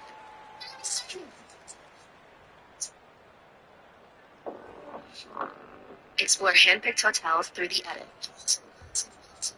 Unlock upgrade stays. With Chase Sapphire Reserve. And there's a pick. Make more of what's yours. Here's Iguodala. And there's a whistle. It's Italy, baby. To shoot two. It's going to be Bobby Portis. Phoenix shooting But depending on your back, you force a new quest for them. If you're working with the mages or the militia, this is a forced quest. It's tedious, pretty annoying to get through. But there's a way to trick this guy into thinking you're not part of either group. What you do is you turn into a sheep. There's various scrolls in this game that allow you to transform into all kinds of creatures. The most useless being the sheep. You can't do anything in sheep form. You just run around and make sheep noises, which I guess is kind of what sheep do. Not like that's unrealistic or anything, but sometimes random guards will want to kill you. Don't know why. Oh, bloody stupid beast. Not a great form to take, but for whatever reason, you talk to this guy in the sheep form, even if they're part of your guild, he'll think that you're not, and that lets you bypass this quest entirely. How this works is simple. Unlike almost every other creature in the game, which is categorized as some kind of faction, the sheep is not. It's not considered a good guy or a bad guy. It's just blank, and that throws off the NPC and leaves you alone. It doesn't stop other people on the street from stopping you.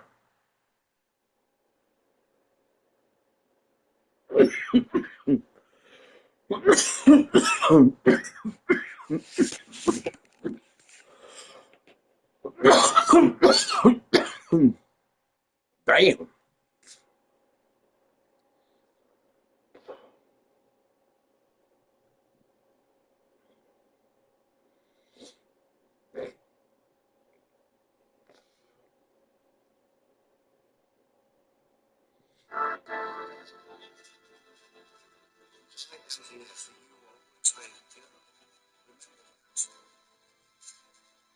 The 1-0. And Torino's grounds a trophy to second. Atwood is going to throw behind Avita over at third, and Avita now on a rundown. They come home with this. Tom toss back over toward third. The toss back to the plate here. Bowen's licking the pitcher. Keeps Avita all the way back to third. And now he's got Torino's offense in play. That's a play. It's the news cycle, Bruce. I'm a licensed pharmacist in 3 states, and these are the ultimate scams at pharmacies. You'll probably want to save this so you don't make these mistakes. Dayquil has been confirmed to be a scam. It's no longer just my opinion. Phenylephrine, one of the components here, has been proven to be ineffective. Lotrimin is an absolute scam. $25? Are you kidding me? The same active ingredient, and it still works at the Dollar Tree is $1.25. Not really a scam, but people often forget that children's medications are simply just liquid. There's really no difference, and adults can take them too. The only difference really is the directions on the back of the box being more for children. Prevagen, it makes me want to cry. Pharmacist tears even during the day. $83 for this bottle. Are you kidding me? There has never, ever been a pharmacist or doctor recommend this unless they were being paid. This is junk. It doesn't work. I'm a licensed licensed pharmacist.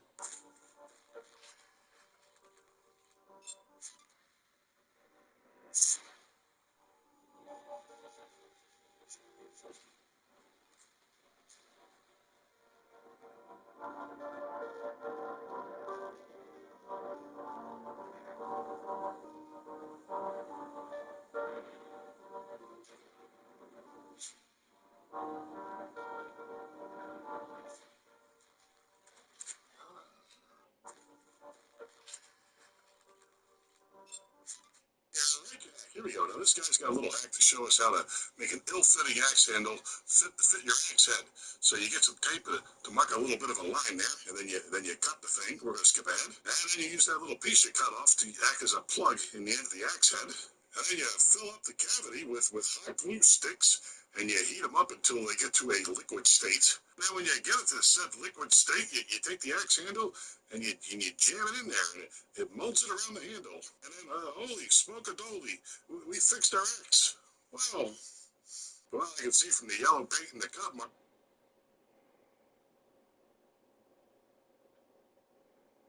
I'm being honest. I don't want to be one of these assholes on television. Oh, I mean jackasses. I'm sorry. I apologize. Jackasses. I apologize. These guys act like first shot. That's the first time I've ever done this. I apologize. Yeah. Thing to do is to play defense and have offense. When you're watching these guys play on one.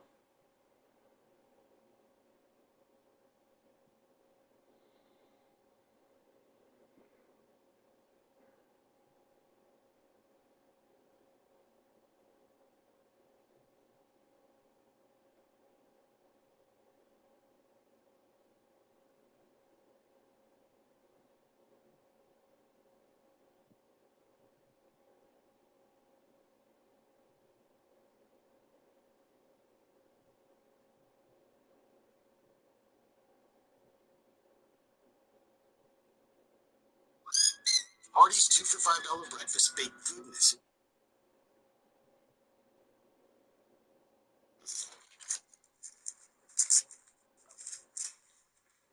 Maybe I can get some help.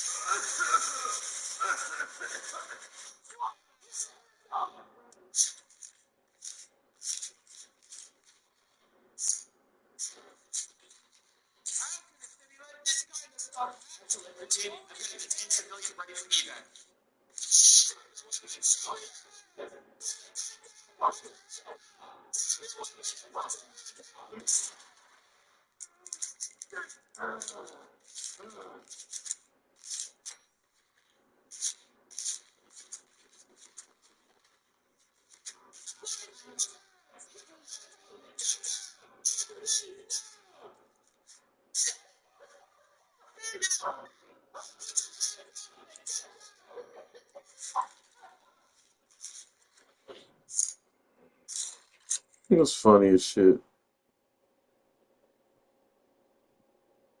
We go back to the NFL and some very burning questions heading into the NFL draft. Before, and they just go interior offensive line. I've got Tyler Booker, the big fella out of Alabama, going 12th overall to the Cowboys. They lose Zach Martin, a huge piece of their offense, one of the leaders, and Booker is an all-world locker room guy and team leader. I have them taking Booker, the offensive guard, over Hampton, the running back, and McMillan, the dazzling wide receiver. I think on Booker, he's an interesting guy. So he ends up right outside the top 32 for me for my final big board. And here's the reason why. There is a much larger number of teams that are now playing this zone scheme in terms of the base of their running game on offense right now. Booker is an incredibly impressive physical talent. He's not a great mover. He is much more a power player. He plays in short spaces a whole lot better than he does out on the perimeter. The Cowboys, however, would be one of those teams that plays a power running scheme. They would have more appeal. They would see more appeal in Booker than other teams like San Francisco and the Rams and others who play that zone scheme. All right, Chef, give me your Cowboys A+. Well, Jerry Jones pulls off the type of trade that he's talking about making. Yesterday, Jerry Jones is making lots of noise about the Cowboys having potentially a major trade in the works. Now, I don't know what major trade is out there. They're not trading Micah Parsons. We'll see if they can trade for another player. But if Jerry is right, and if this team can execute a major trade, that would seem to impact who they would and wouldn't be targeting early on. Let's see if the Cowboys can make something like that happen. The one thing you can guarantee, the Cowboys will give us A-plus entertainment no matter how they go about it coming up in the draft. All right, Barry's burning question number 2. We talked about the volatility of this quarterback market, where some of them might fall. The question is this: will they do the right thing as we look at Peter Schrager's mock draft that was released this morning? But in terms of the Giants and what they'll do, what are they going to take a quarterback or will they not? So Field Yates, will they do the smart thing and pass on a quarterback 3? Yeah, I think they will. I think 36 hours out, the three of us are in agreement with the Giants will bypass a quarterback at number 3, in part because I think they feel like there's an opportunity for them to potentially get back into the first round or even into the top of the second round and grab a quarterback there. The more important part here is that Abdul Carter, who we believe will be available at pick number 3, is to me one of the 2 best players in this draft, and is not particularly close. 12 sacks this past season. He was outstanding. That one forget about 90's top, bro. Pressure games in this past season came against ranked teams. He had 7 pressures against Notre Dame when he was playing with basically one shoulder. He's a game record. I mean, it ain't nothing better than fuck. Last year, but go find an NFL team that has enough pass rush. You're going to be looking for a while because no team could ever have enough premium rushers. Again, and it goes into the volatility of the Perfect ass. in this draft. And Peter Schrager's mock draft was out this morning. And take a look at the quarterbacks he's got going to the first round. Again, this is based on what he's hearing. He has 3 of them. Cam Ward 1, Shedeur Sanders 21 of the Steelers checks and starts the Giants via a trade. So this thing could go up, down, and around. And when you look at it big picture, Oh, maybe it's we start with the betting market. another 8. It was 2.5. She's getting blessed. It's a home girl. Yeah, I think there could be 3, and I think it's because every team I'm talking to in the 20s is asking me, can we trade back? Do you know anyone willing to trade back? At some point, the value will be there for one of these teams that needs a quarterback to just trade up. You're not going to have to give up next year's first-round pick to move up to 26 or 27 or 28. And in the Giants' case, I know it was a priority this offseason for John Mara to look into his guys and say, we're getting out of here with a young quarterback at some point. They have Russell Wilson, they have Jameis Winston, they have 3, and you won't have to give up Keith Ransom to move up with the Rams to get him. I do believe there will be a 3rd quarterback taken at the end of the first round with one of these quarterback-needy teams moving up. I go with 3, but I would not be shocked if we woke up on Friday morning and there was just 1. Yeah, Adam, when we look at the quarterback prospects, I mean, this is a year where we're light on top-flight, bona fide first-round quarterback prospects, but yet we know teams talk themselves into saying, look, I got to grab this quarterback in the first round. What do you believe will happen with the number of quarterbacks taken in the first round? Well, we got a few issues here, Matt. Number 1, I think Peter's talking about the idea of 3. Wouldn't be surprised at 1. The real question will be, where does the second quarterback go? If Pittsburgh bypasses a quarterback at 21, Shedeur Sanders, and doesn't take him, I don't know that somebody's trading up, and we may see 1 go, and then this rush of quarterbacks on Friday night where there's the potential to be more quarterbacks picked in the first 10 picks Friday night than there are in all 32 picks Thursday night. I don't really like committing to things. I'm scared. But when Verizon announced that I could lock in a low price for 3 years, I mean, yeah, that's what I'm talking about. Can you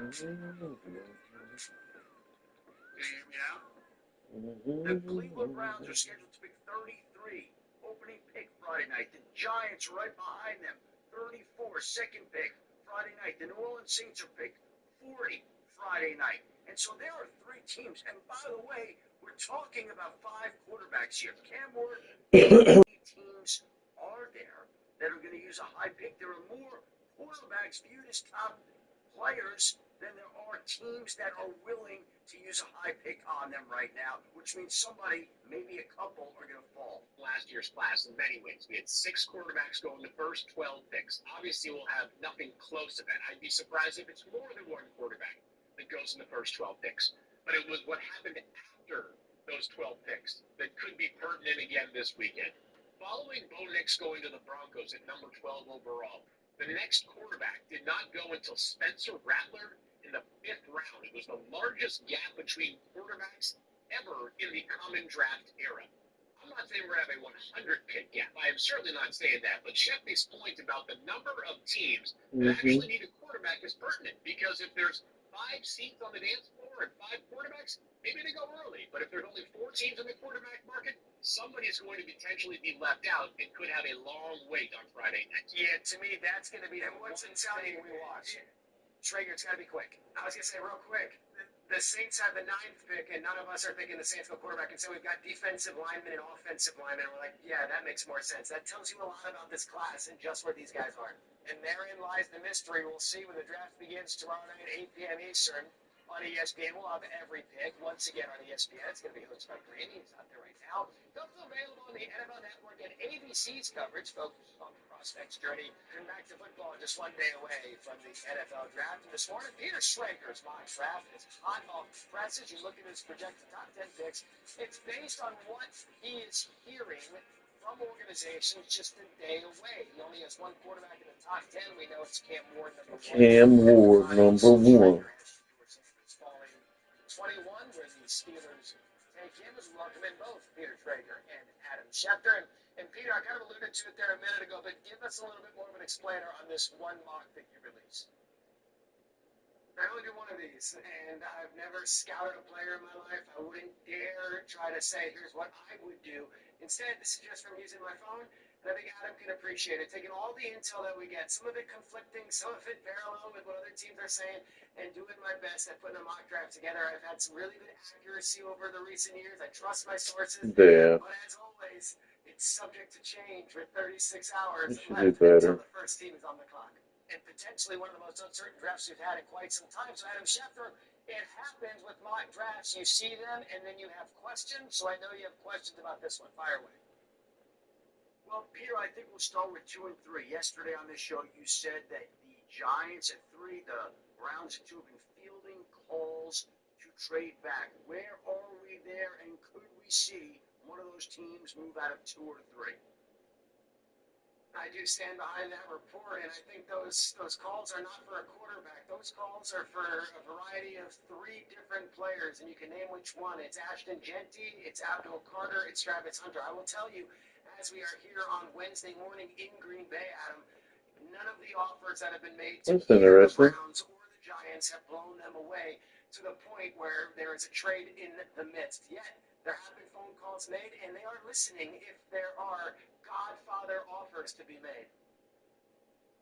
Well, keep in mind, every team currently holds its initial first-round pick. Might be the first time that that's happened in the common draft here. No trades yet. We'll see if we get one.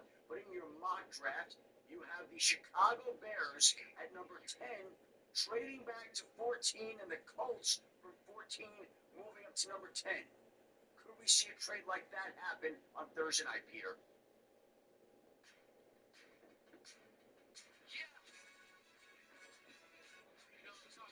Before halftime, get it in as fast as an hour with express delivery.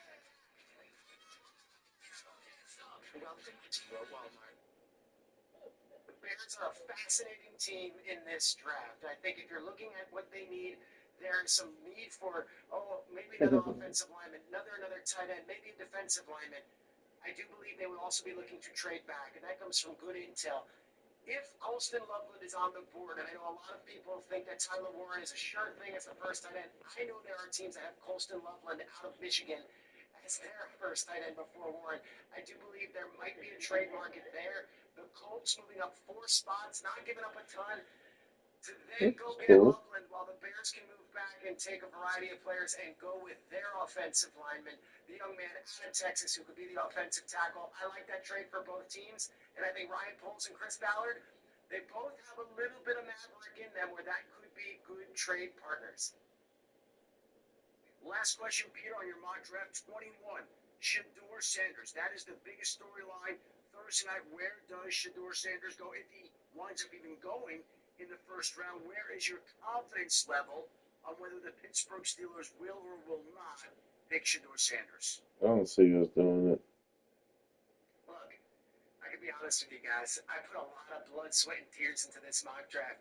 Shador is the one wild card where in this one, it was a bit of, it makes sense, but it's not coming from intel of anyone saying that's the guy that they're taking. There is a lot of intrigue about this player, and as I have him going 21 to the Steelers, a lot of that is based on a good meeting they had 2 weeks ago in Pittsburgh, and the fact that Pittsburgh still has a giant void at quarterback. But if 21 comes and goes and it's not Shador Sanders, that will not be one where I'm shocked. That will be one where I'm saying, okay, they went a different direction. Now the question is, who is going to take Shador Sanders? And that is one of the biggest questions on the eve of this draft. As we bring in the birthday boy, Field Yates, joining us now. First of all, Field, happy birthday. He's been making Pop-Tarts all morning behind us in his little nook there. He's been staying in. We'll get to Field in a minute, but we've been talking intel, Adam Schefter, about the Steelers. What is your intel telling you about the quarterback situation and what they may do in the first round? Well, look, I think that Shador Sanders does have some support within the organization, undoubtedly.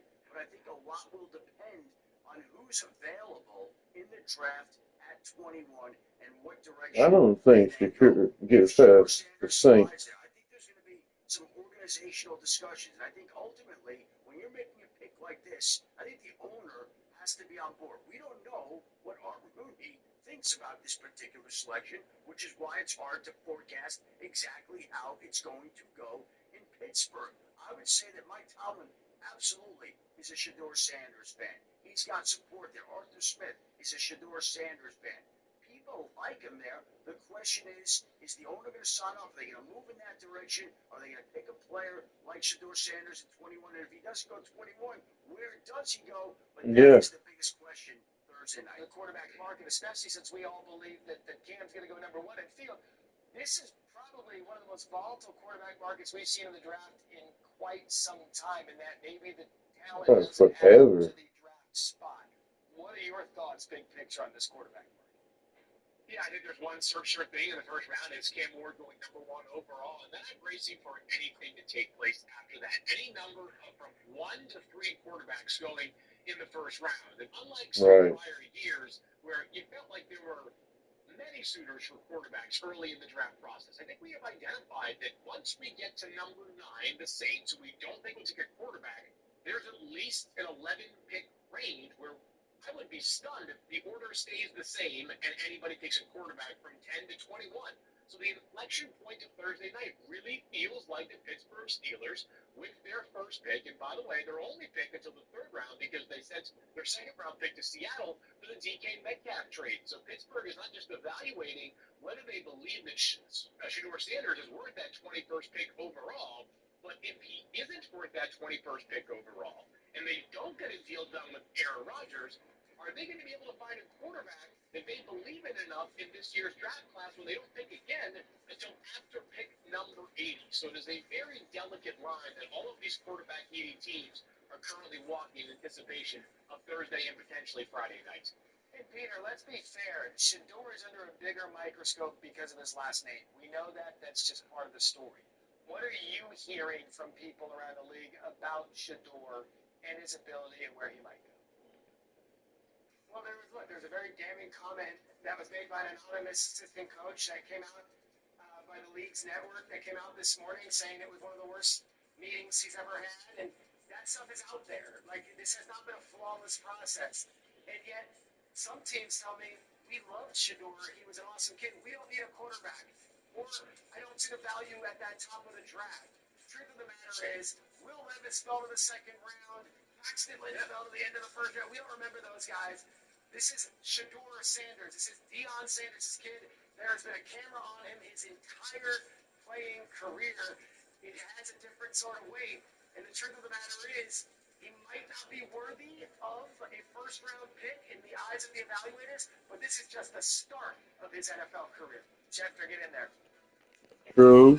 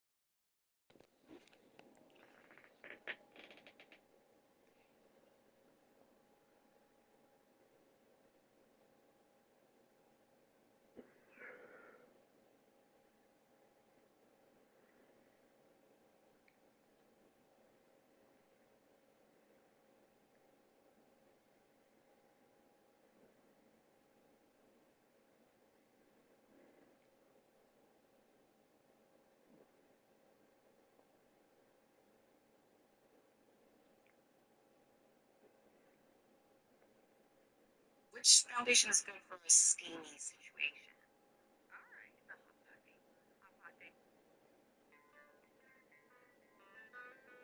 Someone stuck in my shit today.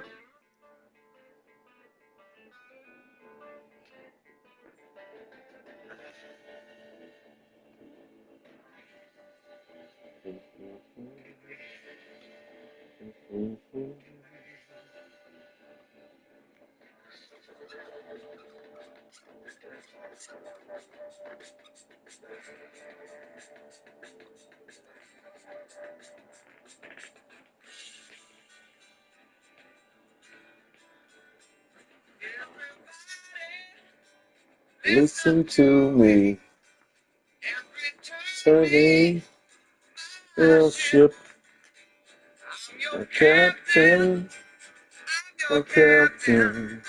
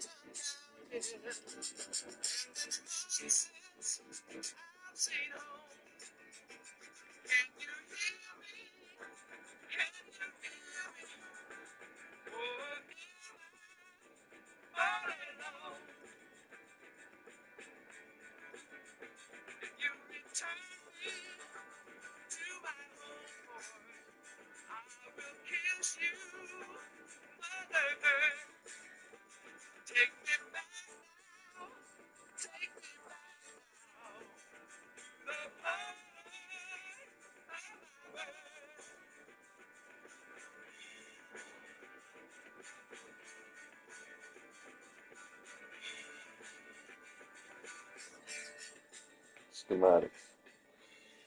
Scheme.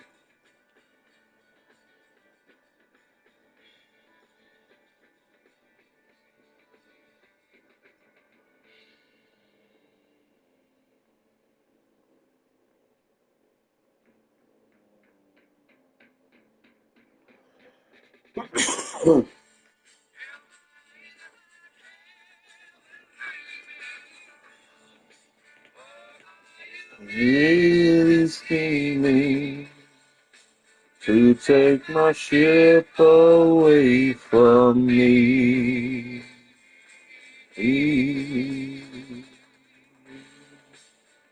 Better think about it. I just can't live without it. So please don't take my ship away from me. Yeah, yeah.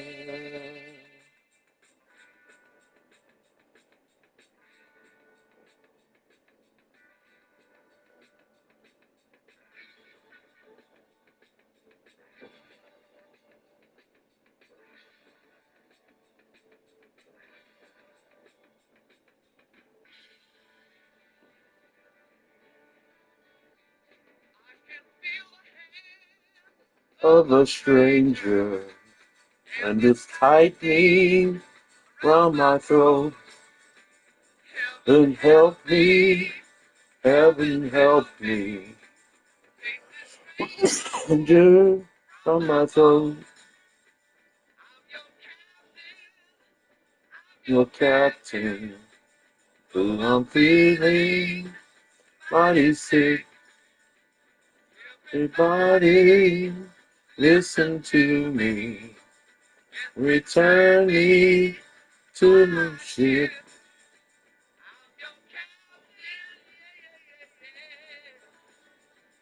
I'm your captain, yeah, yeah, yeah, yeah, yeah. Your captain, yeah, yeah, yeah, yeah. I'm your captain, yeah, yeah, yeah, yeah, yeah.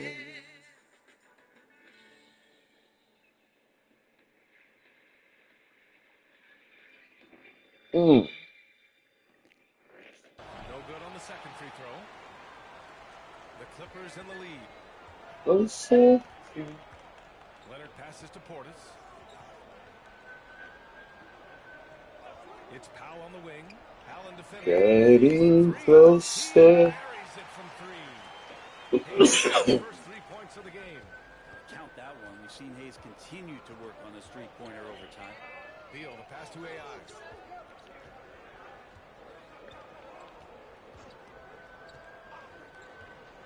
Back to Beal. Clock at 6. And they come right back with their own three-pointer. Beal's got his second bucket on the night. And Bradley Beal coming for his revenge. Hayes, the pass to Portis. A minute 35 left to play in the first half of basketball.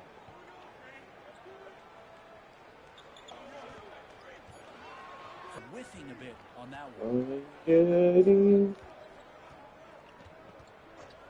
1:10 left to play in the half. They now take the lead. AI's got 16 points.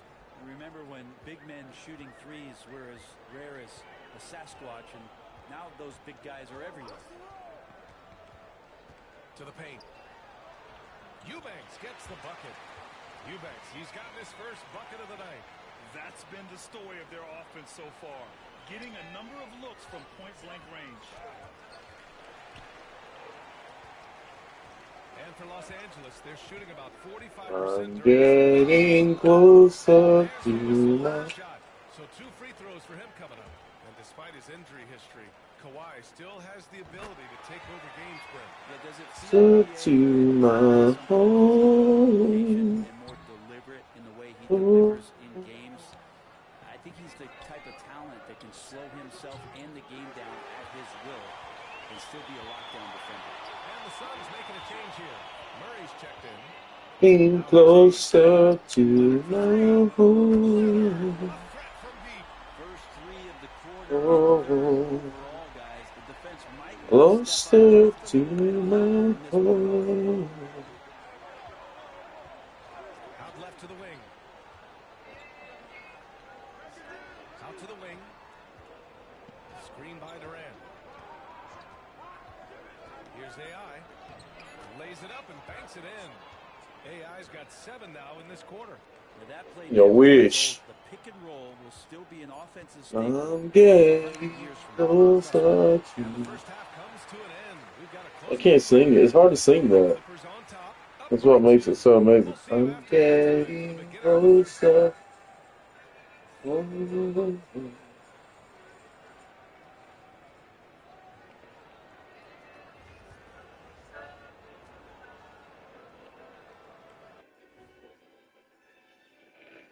Howdy, folks. I know you've all been clamoring for Closer. how Rookie of the Year race is looking, and we are not letting you down. Yeah, it's like 3:30. Here, you guys got any big plans for tonight? Not me. I'm just going to take it easy. I'm pretty worn out. Yeah, you've been burning those midnight oils, man. Closer to my home. And time to switch gears. The That's Suns what were a close one after the first half of play. You talked about the past. They have a deep rotation. That allows them to play matchups. So why aren't they ahead in this game? I'm just saying something good about your boy. Lighten them up. Thanks for tuning in. Now we head back to Brian Anderson for the start of the third quarter.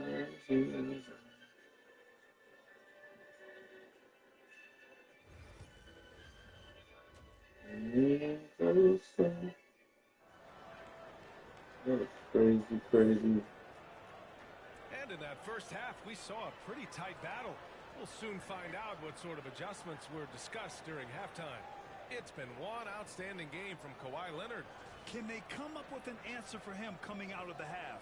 They have to change something defensively. Yeah, just way too easy out there, and I'm sure Coach is going to make that a priority at halftime.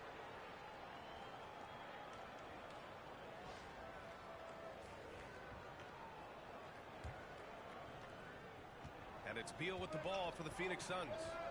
Trailing by 2. That'll put them right in the middle of a 5-game road trip. Powell and Leonard, the veterans, set on the wings. Even Zubac's out there with Bobby Portis. And it's Hayes in at the 1.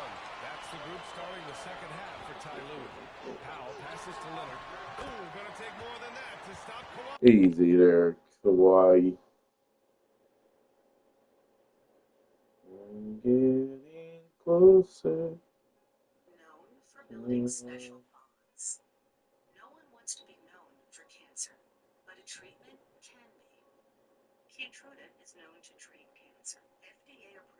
18 types of cancer, including certain early stage and advanced cancers. One of those cancers is a kind of uterine cancer called advanced endometrial carcinoma. Keytruda may be used with certain chemotherapies and then used alone in adults when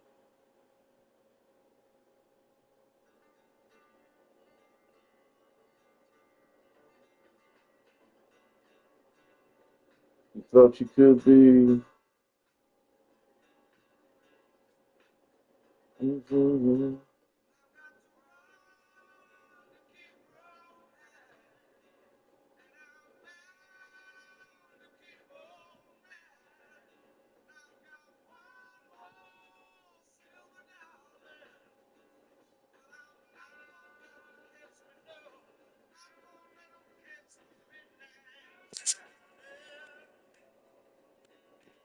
Oh.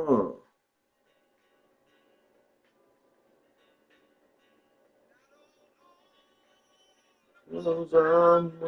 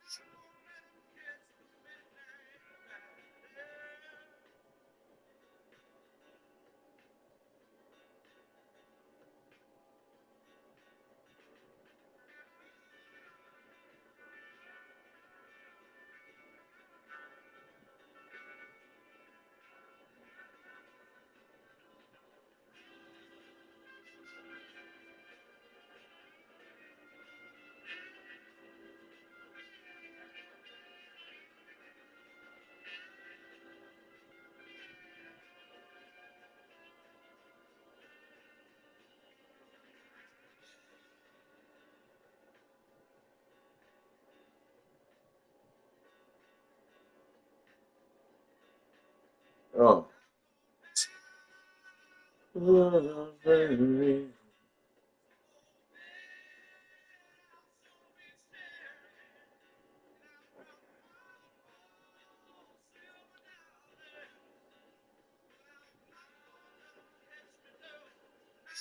Don't catch the midnight. Not gonna catch no.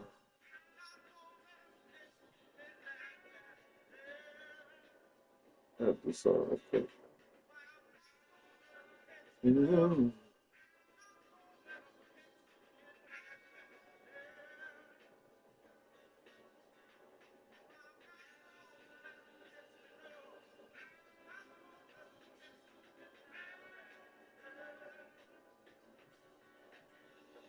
Phone number.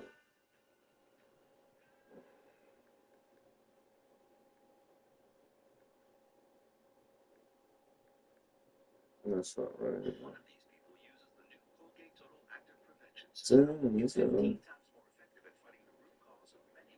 Wow.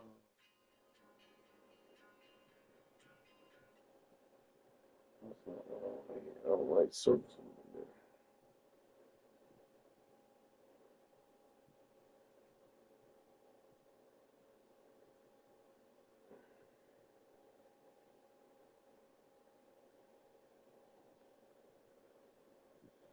You should never call my phone Walmart ever about no order. That is ridiculous.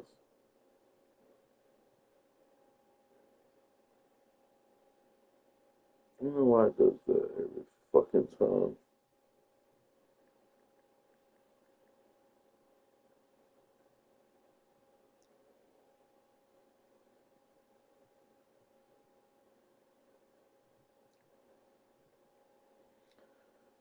Oh man. Um,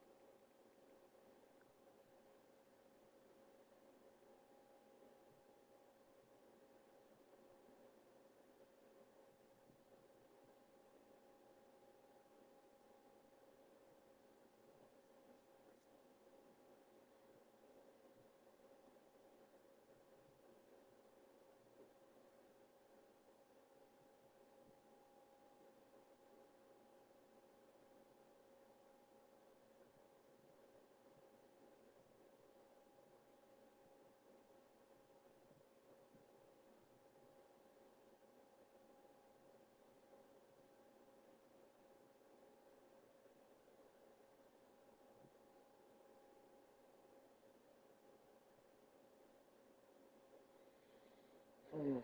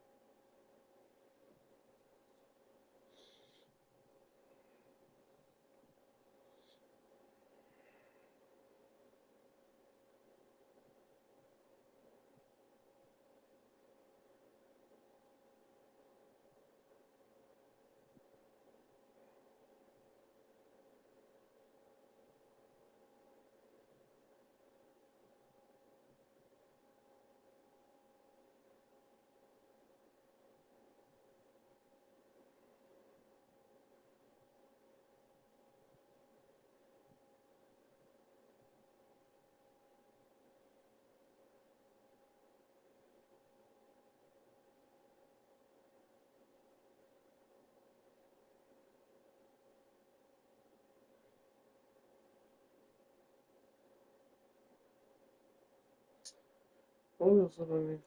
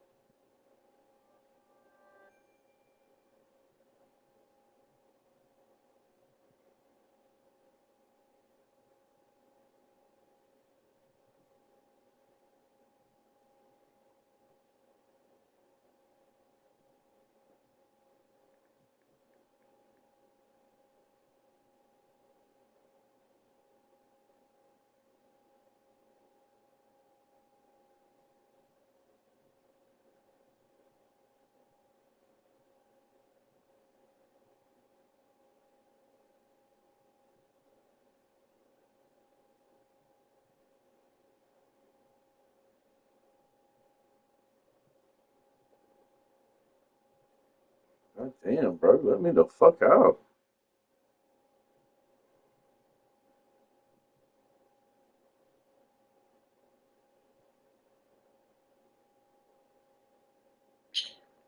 So it's like 12:30 a.m. and part of my routine is to come out here every night and check the habitat. Right now I got Picnic over here in the big habitat by himself because it's breeding season, and I'm not going to let him have puppies with his girlfriends this year. So I was petting on his head, and I took off my gloves so that so I could scratch him better. And while I'm scratching him, he's very sneaky. He's got a hold of one of my gloves now. He's not trying to take it very hard. He's just, you can see his expression. He's not really trying to, like, if he really wanted this thing, it'd be very hard for me to get it back. We just sort of playing a gentle tug of war here. It just sort of shows you. Well, now he's going to start pulling, and I'll probably lose my glove. But you can just see sort of his disposition. He's a very sweet boy. And he's just sort of sleepily trying to possess my glove hair. My Icknick. So Icknick's about 6 years old, not quite 6. This is his 6th winter. He'll be 6 in May, so 5 and a half. He's getting a little snarly. No, it's mine. It's my glove. No, let me have it back. Let me have it back. Let me have it back. Come on. Oh, oh dear. So he eat my gloves or my fingers. Thank you. Thank you. See, he's a nice boy. That's why we love him so much. So it's like. Not everybody thinks he's going to sleep. It's the fucking light blinding him. Is to come out here every night and check the habitat. Right now I got Picnic over here in the big habitat by himself because it's breeding season, and I'm not going to let him have puppies with his girlfriends this year. So I was petting on his head, and I took off my gloves so that so I could scratch him better. And while I'm scratching him, he's very sneaky. He's got a hold of one of my gloves now. He's not trying to take it very hard. He's just, you can see his expression. He's not really trying to, like, if he really wanted this thing, it'd be very hard for me to get it back. We're just sort of playing a gentle tug of war here. It just sort of. Were you familiar with the game? I didn't know about the game before I got the job. And then I got the job and I found out very quickly about the game. But I called my sister, who's got 2 teenage boys, and I was on speakers when she answered. I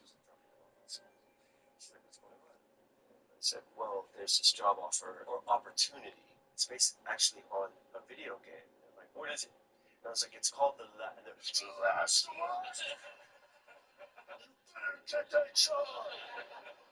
Were you familiar with the game? I didn't know about the game before I got the job. And then I got the job and I found out very quickly about the game. But I called my sister. If the news cycle covers me with glee. Don't touch the trees. You not misbehave.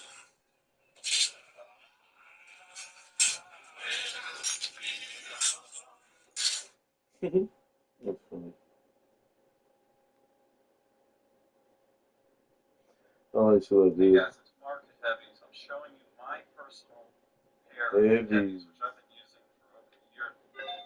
Choice is what makes video games so good. Even if the choice is as simple as jumping over a lava pit or shooting a demon, we're handed tools and forced to make decisions. And some games make those decisions totally impossible to decide. These are video game decisions that made us sweat and forced us to think for a while. We're still counting ourselves. Let's get started off with number 10. Not all choices in video games are as important as they seem. Sometimes you're handed a bomb, and it doesn't really matter when you set it off. The story still works out the same way. And Saints Row 4 is kind of one of those games. One of the biggest choices of all time is given to us in the opening. After your character, the boss, becomes president of the United States, you're given the option to cure cancer or end world hunger. Do you want to be the president Cure who cured cancer. cancer or the president who solved world hunger? Cancer. People starting those You only too. get to choose one, so choose very carefully. I mean, it doesn't really matter. It's too bad. Within minutes of signing one of these documents, you've ended world hunger for like a grand total of 12 minutes. And even knowing that this choice doesn't matter, we're still left to ponder it anyway. It's a dumb, goofy joke decision, but like you might actually sit there for a second and really try and decide. Some of us have surprisingly taken a long time for our first playthrough. That's Which choice offers hilarious. the most good to the most people here? It's probably best not to think too hard about it. Unlike Everybody the gets next cancer choice now, on it our seems like. list at number 9. Baldur's Gate 3 pressures you with every moment with a terrible ticking clock. Eventually, the worm in your brain, the mind flayer, is going to transform you and your friend into monsters, and there's nothing you can really do to stop it. The entire game hangs the sword of Damocles above your head. Oh, really? We're all just waiting for the blade to fall. And in Act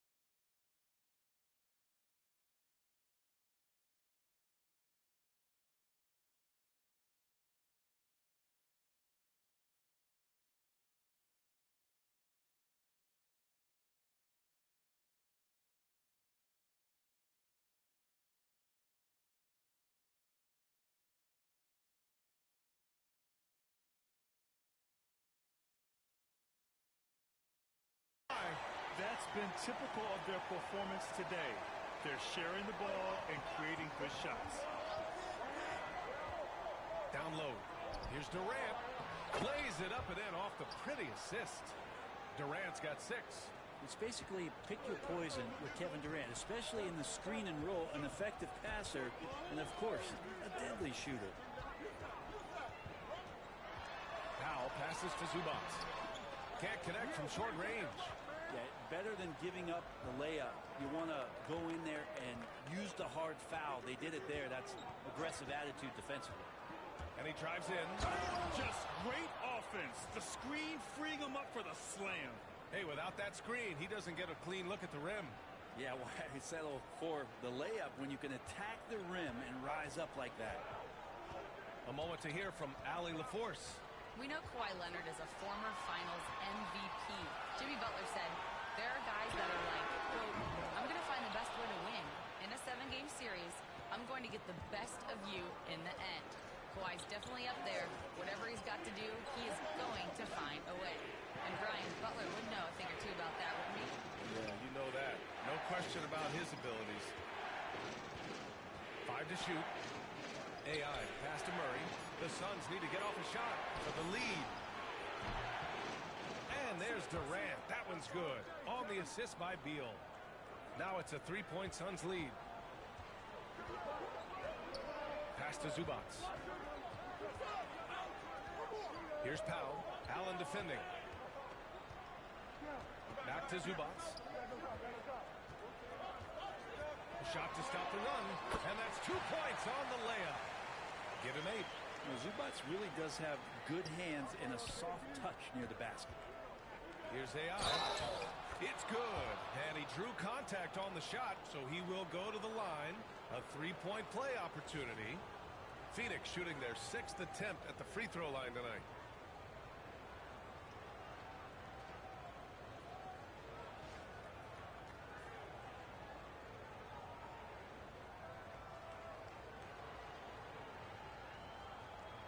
One shot.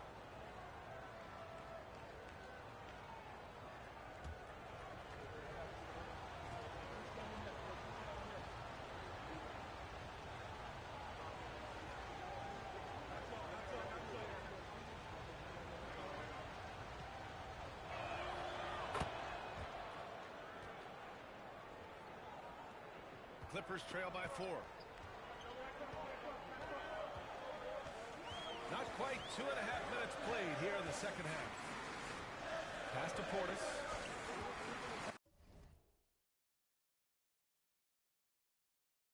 Back to Hayes. Portis a screen. 6 to shoot. Hayes against Beal. And here's Zubac outside. And it's Phoenix with the rebound. Yeah, and the defense has really got to tighten up on him. I mean, he's just too dangerous from the three-point line. Murray finds Allen. Here's AI. 23 points in the game. 4-3. It's hauled in by Portis. Portis has got 4 rebounds now. Here's Leonard. Leonard doesn't hold back. And Leonard, a 3-level scorer as well as an offensive anchor for this team. The Suns have gone 4 of 6 from the floor in this third quarter. Tries the spin move. To the inside. And stolen by Leonard. Powell outside. Right wing. Portis, the pass to Powell.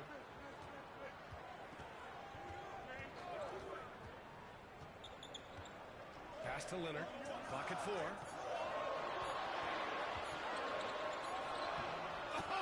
Leonard with the physical bucket. What an advantage it is to have someone like Leonard. Everyone knows the shot clock is running down, but they also know that he'll get up a good shot either way. Now Durant.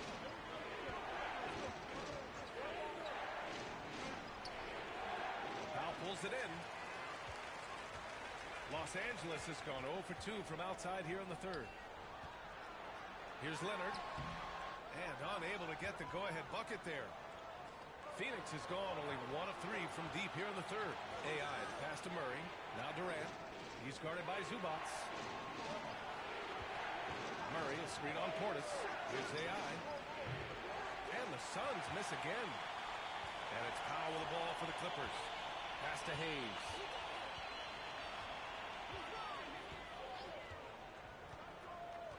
Leonard with the ball for the lead.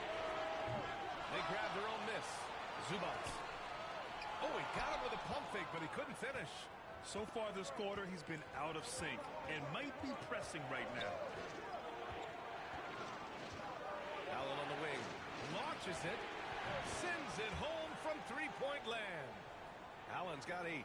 That's just a lapse right there. No matter what, somebody has to be there and get a hand up in the shooter's face. And Ty Lue has called a timeout. I think right now he must be looking at some adjustments. He's checked in for Powell. Collins, he's checked in for Phoenix. Dunn comes in for Murray.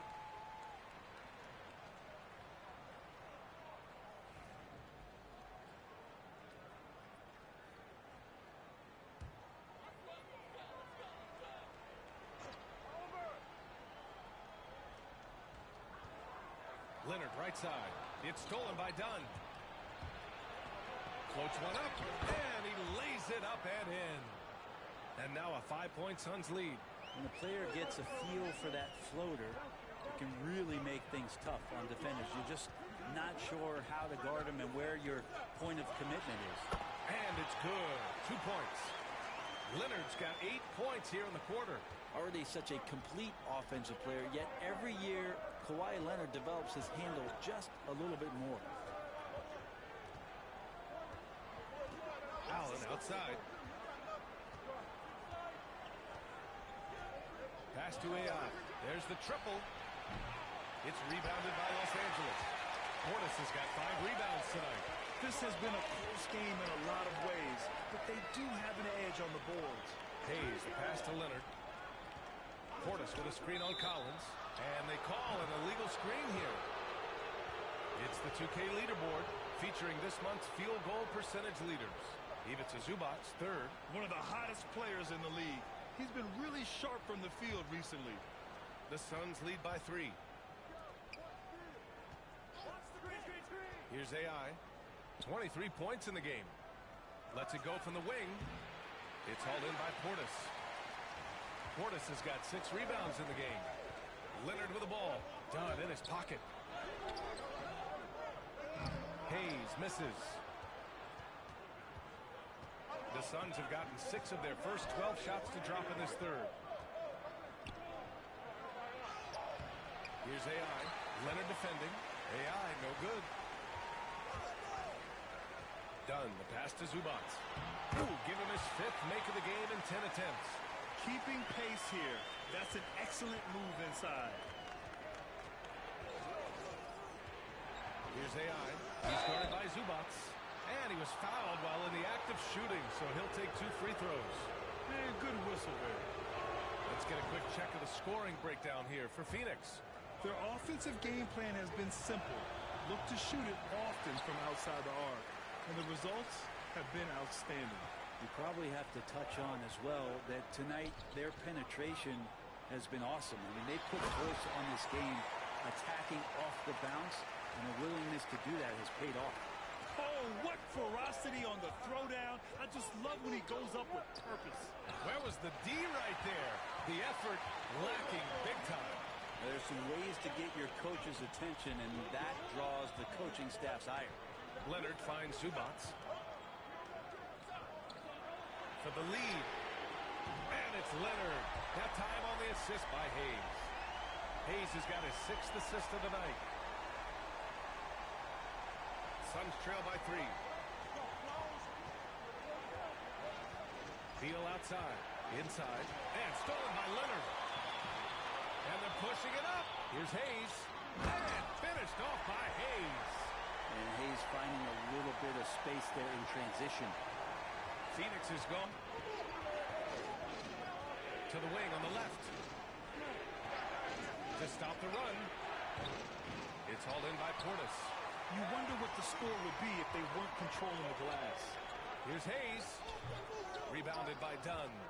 More often than not, he'll cash it in from that area. The defense might have done just enough to bother him. Collins with a screen on Hayes. He drops it from range. AI's got 9 points now in the second half. His first 3 of the half. That gives him 9 total points from beyond the arc so far. Now here's Leonard. Give him 31 now. Eubanks, he's checked in for the Clippers. Bogdan Bogdanovic comes in for Portis. Richards is checked in for...